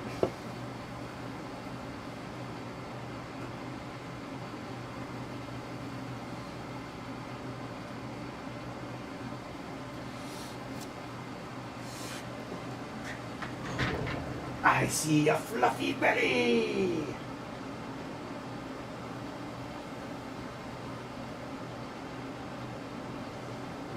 Humans. Delicious humans.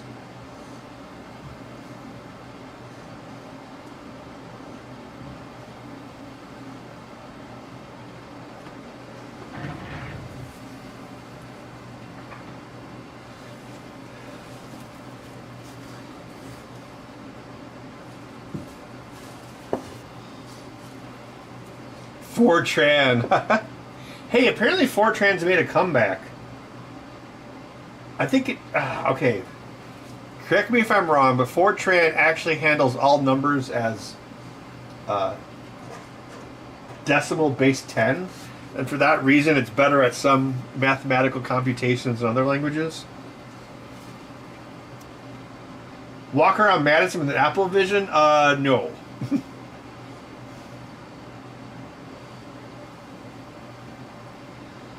Oh no, he still has a lot of orange energy.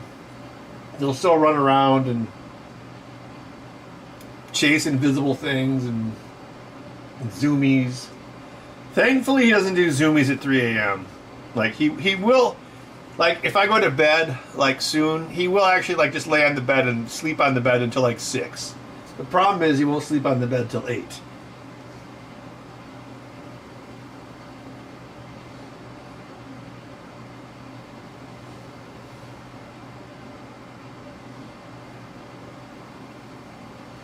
Waukesha?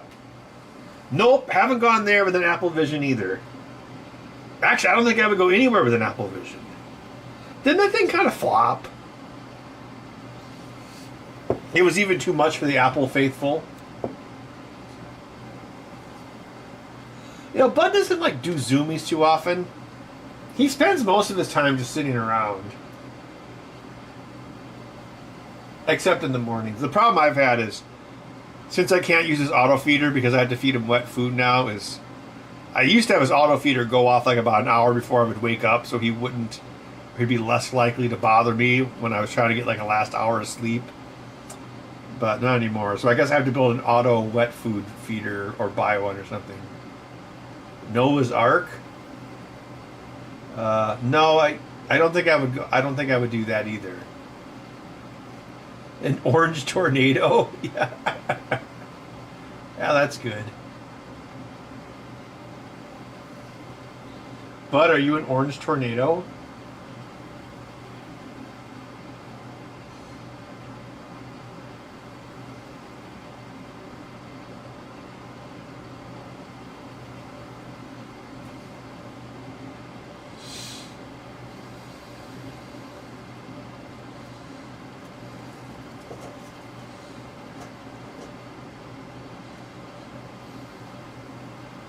I don't think I would do any of those things with Apple Vision.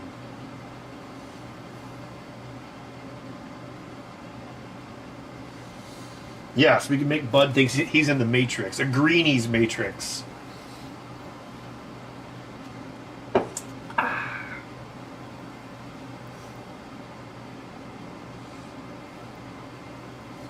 Yes, now you're nice and clean, Bud.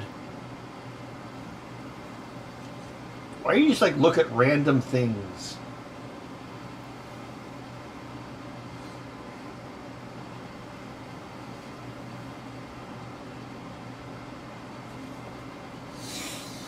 Oh, I think I'm retired from shows. It was just a lot of work, and I have way less energy than I used to, so yeah. I do want to make a short film with Super 8, though. That's on my stupid project list. Maybe next year. I gotta finish building my projector, or my scanner.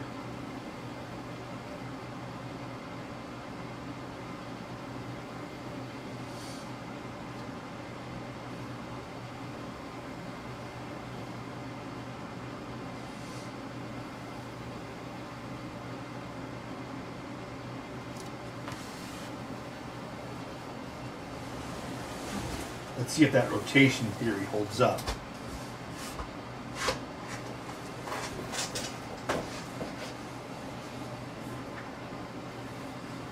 Now you're over here. What do you think about that?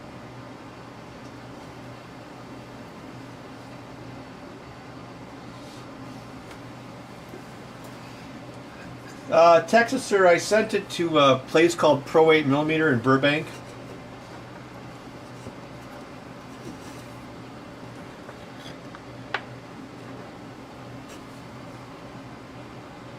Oh, circular, yeah, I remember someone was offering me one that was like their grandpa's. Was that you? I borrowed one from a guy I know, but obviously it's not mine, so. Because he was like, I don't want to pay to get this film developed. I'm like, well, I'm dumb enough, I'll do it. And I actually shot two reels this summer, and it worked. Yeah, there's not that many places that can develop it, but You can still get it developed. They also develop, well, I mean, 16 millimeter is still a production format, so it's not that weird to develop 16 millimeter. Yeah, I'd be open to it circular. Like, if you want to email me, benheck.com. I mean, that'd be, I would appreciate that. I have, well, actually, it's right over here.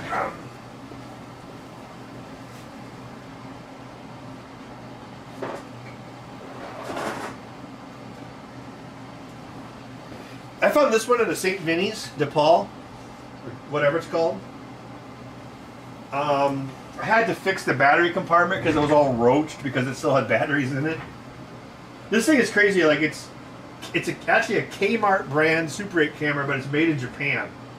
So it's like this high quality Japanese thing that's made by Kmart. So this is probably like early 70s at best. The motor isn't always consistent in this one, so I didn't really trust it to actually shoot because the film is so expensive.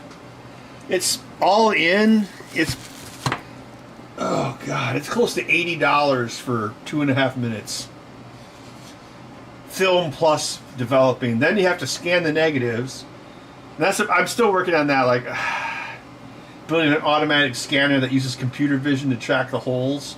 And then you have to invert the negatives and remove the film color, and then you have color film. Yeah, 8mm talk. Yeah, I mean, I don't. It's just like when you pull the trigger, the motor doesn't sound super consistent. And the other one that was borrowed to me is a Minolta XL400, which is a 1974 model. It's probably about the same vintage as this one. That one has a lot more controls. And this one doesn't appear to have a manual aperture. The other one did. But I realized the automatic aperture control on it no longer worked. So when I shot the film, the first reel I did 2 shots of every shot.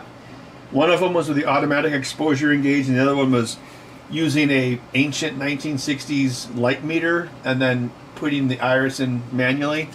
And the manual iris settings were correct, although it looked like in general, I've scanned some frames so far, it looked like it was probably about a stop or two too low. So yeah, it's just like, well, it is real film. Like, before you shoot it, you have to make damn sure the lighting is correct before you pull the trigger. Literally. Porta 35.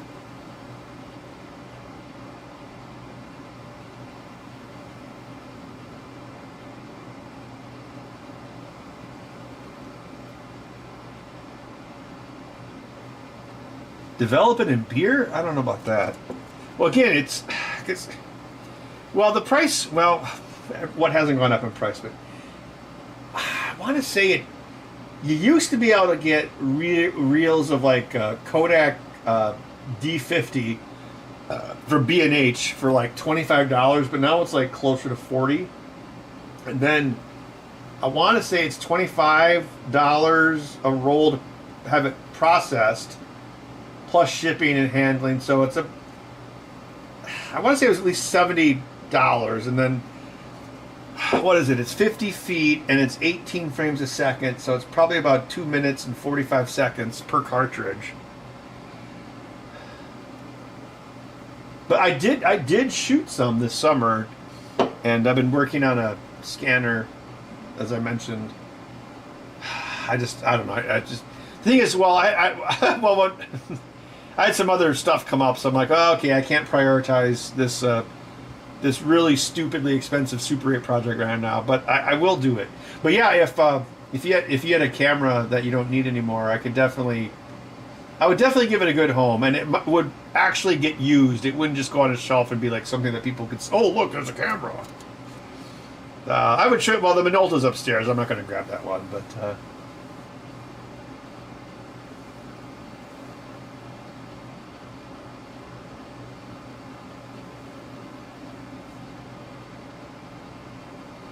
oh yeah, physical media is actually pretty cheap. Like Blu-rays, they're pretty cheap. They're like, it seems like they got cheaper.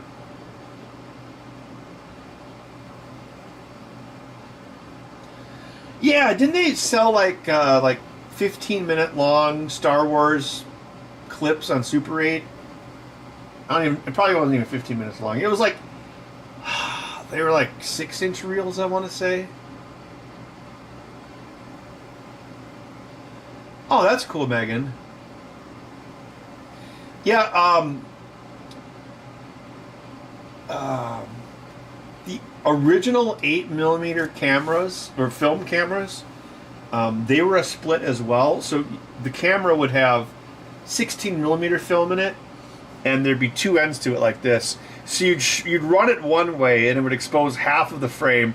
Then you would flip it around, and then you'd run it the other way, and it would expose the other half of the frame. And then when you got it developed, they would split it in half, making two separate 8mm reels, and then the sprocket was just on one side. And then, of course, later that got turned into Super 8, where the sprocket hole is a little bit different. ES44SXL. Yeah, I mean, the Super 8 cameras is definitely a donation I would accept, because I would like. I'm trying to think of the plot. Well, obviously it would be in daylight in the woods, just to make sure that it worked. Like Max and I were actually discussing this on many occasions. We had all these pretentious ideas, like someone's on a jog. Okay, our idea was we were going to shoot it with like 8 different cameras, and it was going to start on like a Blackmagic and then go into like a Panasonic P2 and then into a DV, and then so as the person went on their morning jog, the film stock would keep getting older and older, and then eventually it would be 8mm or Super 8, and then they would be in the 70s, and then people would have the crappy clothes, and then I think it was like some weird pretentious thing, like he waves at a couple crossing the street and a car hits their baby, and it was him, and then he disappears. That's we were just trying to think of the most pretentious thing possible. I don't know if that would be a very entertaining film though. Yeah, this one I found at St. Vinny's. So yeah, that's the only time I've ever seen an 8mm though at one of those stores. And cause the thing is, yeah, if you find one at Goodwill, it'll be like $6 like this one. But if you go on eBay, if it's working, it's hundreds. Dead blue color Game Gear. Oh, cool. That's kind of a more rare model.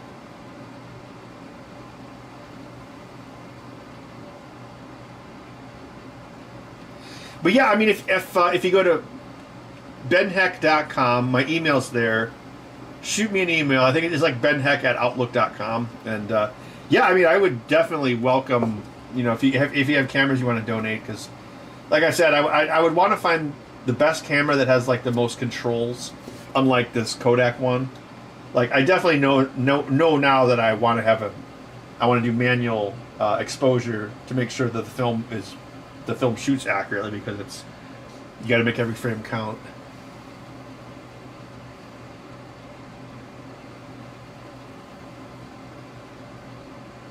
Yeah, Blackmagic makes good stuff.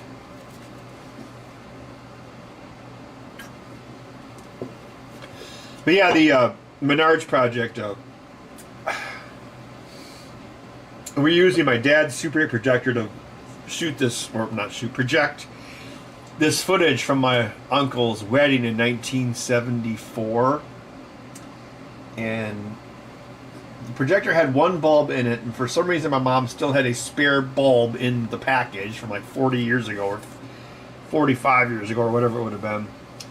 And the one bulb burnt out, and then we put the other one in, and then I looked it up, and I'm like, oh, these bulbs only last 15 hours, and of course they're new old stock now, so they're quite expensive. So I'm like, okay, I'm gonna make this LED. So that's, and of course, just to make it funny, I wanted to use like a 2500 lumen Menards flashlight, because then you had the focusing bulb. So that's the Menards project I'm working on. It makes a very nice white light. It definitely will have a better. The colors it projects looks better just because it's white light. So yeah. Every frame a painting. Yes, it's going to be like Heaven's Gate, the movie, not the cult.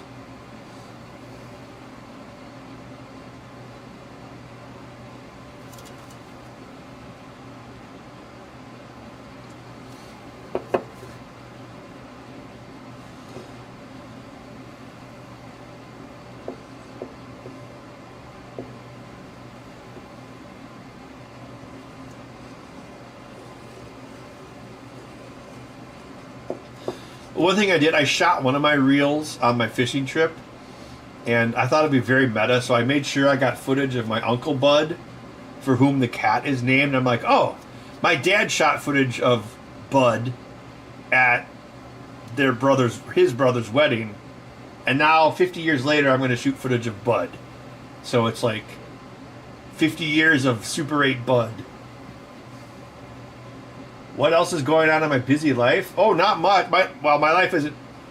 I mean, the pinball stuff is busy, but my life is pretty boring now. I don't do nearly as much stuff as I used to.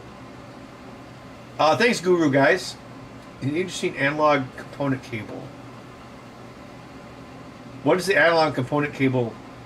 Analog component cable recorder? So it records like analog video?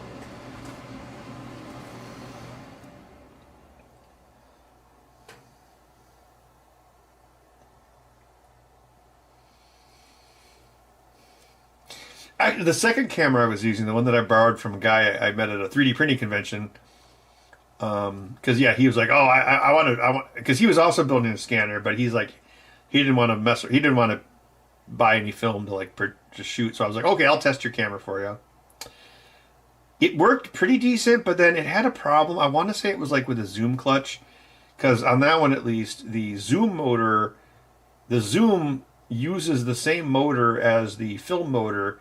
So when you push the buttons, it engages clutches. And I noticed that if they were engaged or partially engaged, it would prevent the main motor from actually like engaging and running. And so sometimes you pull the trigger and it would take like a second for it to start. So it'd be like... So even that one, I mean, I did expose the entire roll, but by the time I got to like the second half of the second roll, the camera was acting a little flaky.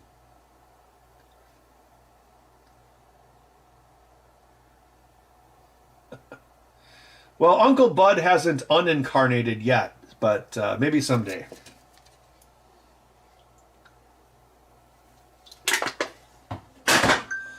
Oh, yeah, I see your email here. Thank you.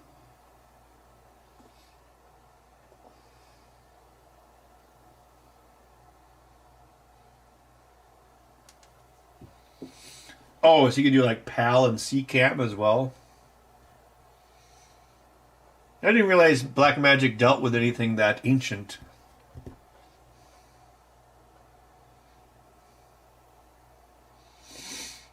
A curder burger? I assume that's a hamburger with curds on it, and I have not had it pre-incarnation. Well, wouldn't that be like when you're semen?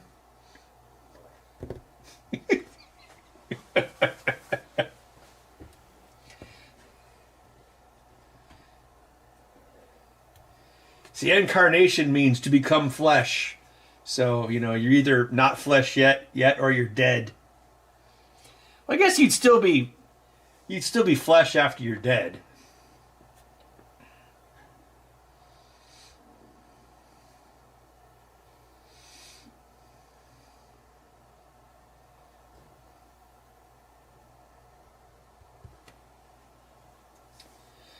Well, hey, it was great chatting with everyone tonight. Yeah, if anyone has any cameras they'd like to rehome, just benheck.com and then the email link. I almost said YouTube link. Yeah.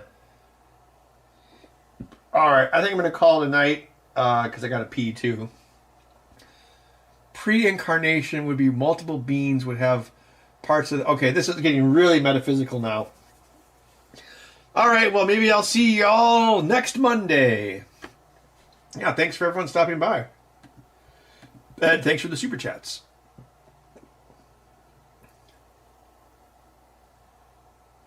Yeah, thanks. I mean, I'll definitely use anything you guys have to donate because it is a silly project of mine. All right, thanks.